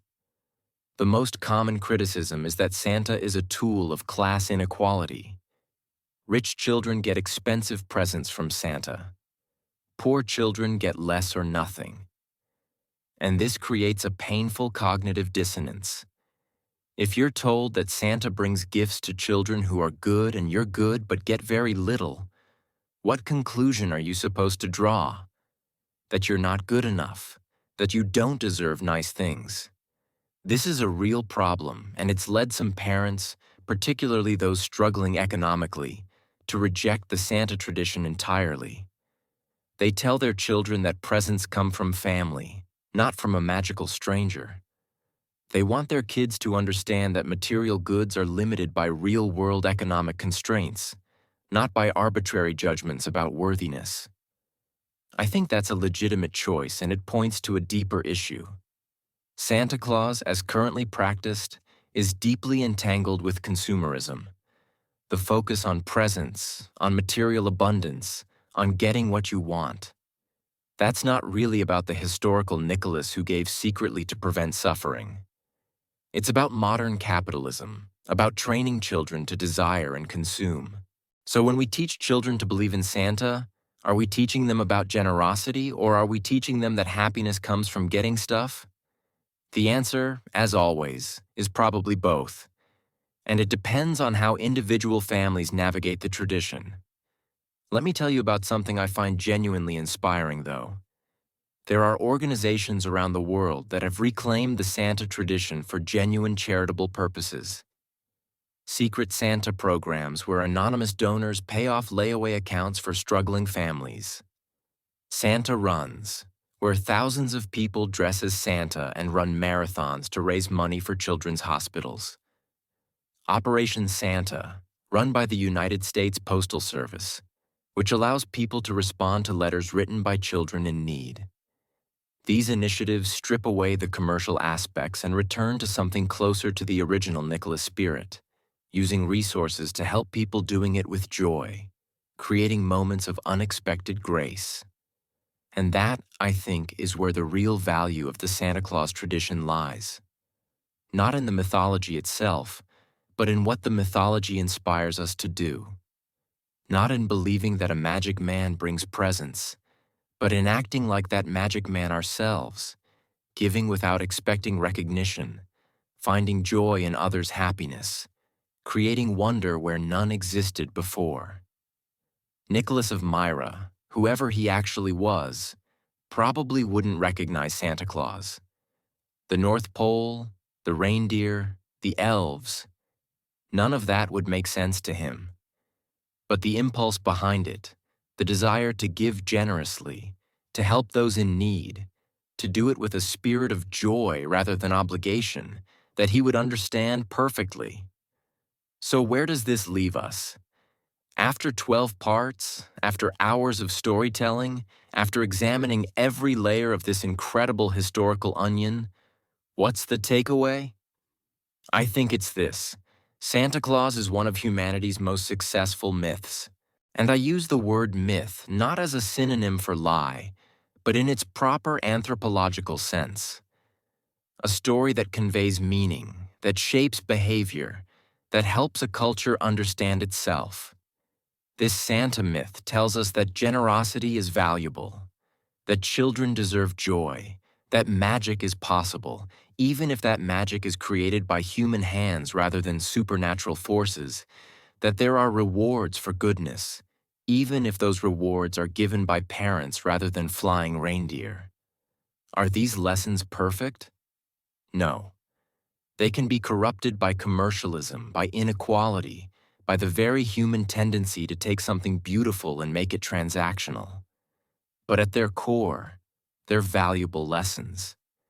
And the fact that we've wrapped them in such an elaborate, ridiculous, wonderful story, a story about a fat man squeezing down chimneys and flying through the air on a sleigh pulled by magical deer, doesn't diminish their value.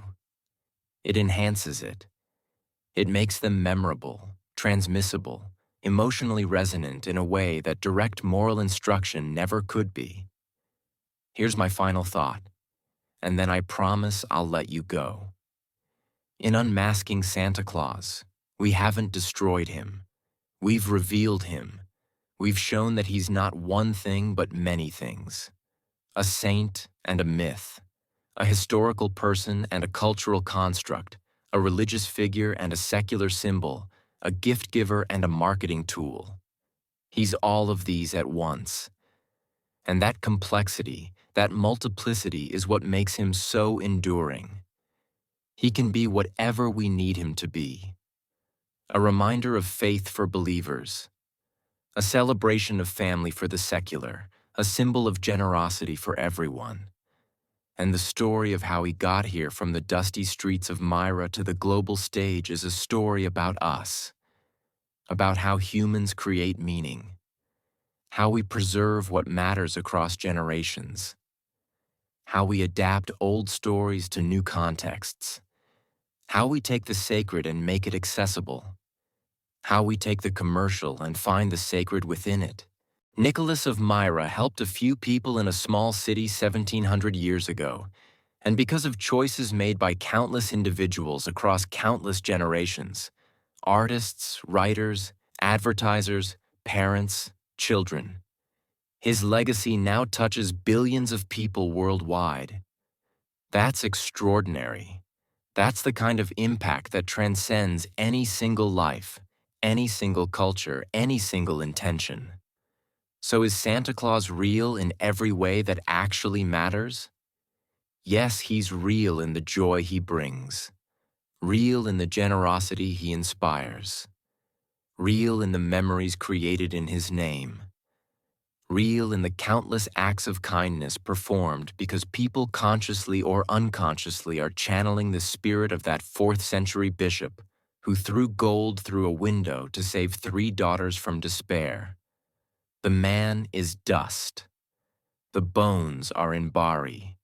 The miracles are legends.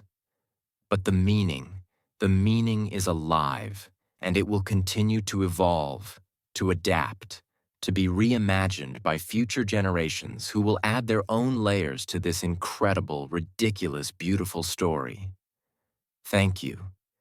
Thank you so much for taking this journey with me, for following me from ancient Myra to modern shopping malls, for asking hard questions, for thinking critically about sources and evidence and what we can actually know about the past, for being willing to see Santa Claus not as a simple children's story, but as a complex cultural phenomenon that reveals deep truths about human nature and society. I hope this has changed how you see Christmas. I hope the next time you see a Santa Claus, you'll think about the 4th century bishop, about the Dutch settlers, about Thomas Nast and Haddon Sundblom and all the people who contributed to creating this figure.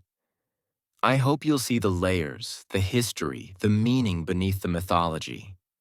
And I hope, despite knowing the truth, you'll still find some magic in it. Because that's the real gift of Santa Claus, not the presents, but the reminder that humans are capable of creating wonder, that we can take a small act of kindness and turn it into a global tradition, that we can believe in impossible things and make them real through the sheer force of our collective imagination. This has been the story of unmasking Santa Claus, but it's also just one story among many. History is full of these moments where myth and reality intertwine, where legends grow from seeds of truth, where the past reaches forward to shape the present in unexpected ways. And I can't wait to share more of them with you. So stay curious, stay questioning, keep digging beneath the surface of the stories you've always taken for granted, because there's always more to discover. Always another layer, always another truth hiding behind the myth. Until next time, take care, be generous, create some magic, and remember, the best way to honor St. Nicholas isn't to believe in Santa Claus, but to act like him.